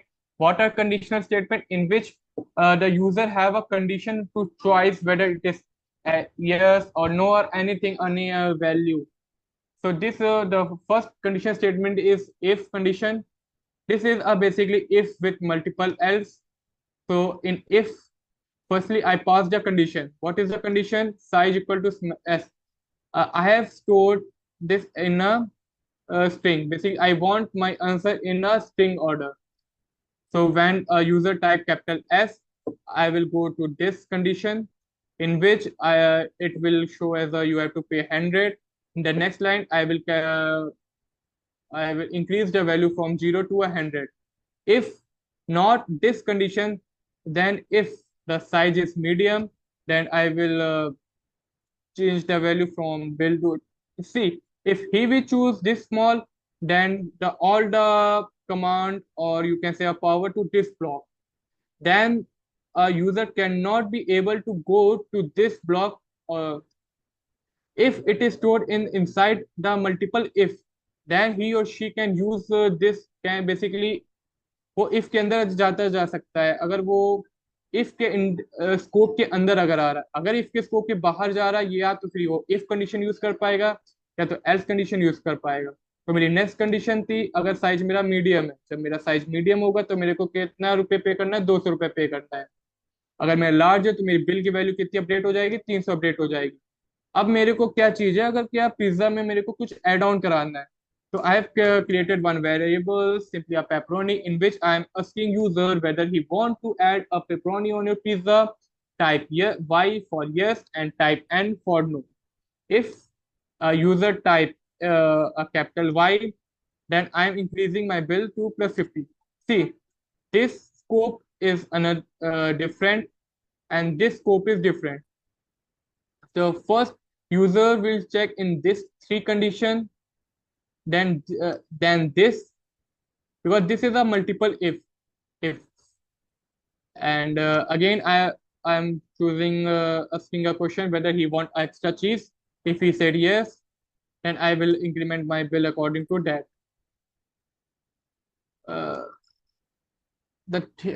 जो सबसे main चीज है वो मेरी यही जानना है कि अगर मैंने पहले तो क्या है, एक बिल मैंने 0 रखा है। अब यहाँ पे मेरी बात हो रही कंडीशनल स्टेटमेंट की, इतना जो ब्लॉक है मेरा यहाँ से लेके यहाँ तक, यानी ये मेरा क्या कह रहा है, एक मैंने बना दिया इफ, अगर अगर ये नहीं तो ये, और ये नहीं तो ये, मतलब इन तीन में से कोई एक तो होगा ही होगा। ठीक, अब मैंने इफ के साथ ही में इसी इस सेम लाइन में सेम रो में मैंने एक और इफ कमांड पास कर दिया, तो क्या ये भी उस कंडीशन में आ जाएगा कि ये अलग जाएगा? तो बेसिकली आंसर ये है कि इसका जो सोर्स है, इसका जो स्कोप है, ये उससे अलग है, यानी वैल्यू पहले मेरी यहाँ जाएगी, यहाँ पे मेरी बिल की 1 minute value is update left, हो गई Kushag. है। ओके ओके ओके, बस मेरा भी हो गया। यहाँ पे बिल अपडेट होगी और वही जो अपडेटेड बिल है वो मेरा यहाँ पे स्टोर हो जाएगा।